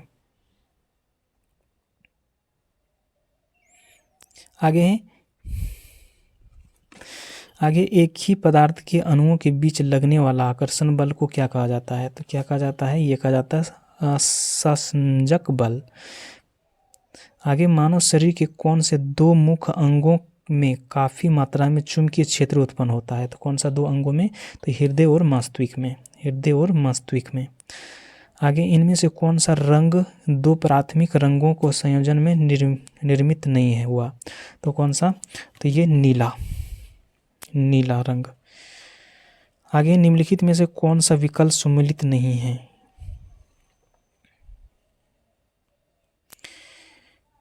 तो इसमें जो दिया हुआ है इसका विकल्प ही नहीं दिया है सब, ये इसमें दो ही विकल्प दिया है। ठीक है, तो इसका जो हो जाएगा इसको छोड़ते हैं। 52 नंबर देखते हैं। निम्नलिखित में से किस में परिवर्तन करके किसी पदार्थ को एक अवस्था या रूप में दूसरे परिवर्तित किया जा सकता है? किस में? तो ये आकार में। आगे हैं किसके मापन के दौरान कोरोट कॉफ ध्वनियाँ सुनाई देते हैं? किसके मापन के दौरान? तो रक्तचाप के। तो यहाँ पर पूरा फिजिक्स समाप्त होता है। तो आप लोग अगर ये पूरा वीडियो देखें तो फीडबैक ज़रूर दीजिएगा। आगे आगे आप लोगों को कौन सा बुक पढ़ना है वो भी हमें सजेस्ट कीजिएगा, मैं कोशिश करूँगा उसको भी कराने की।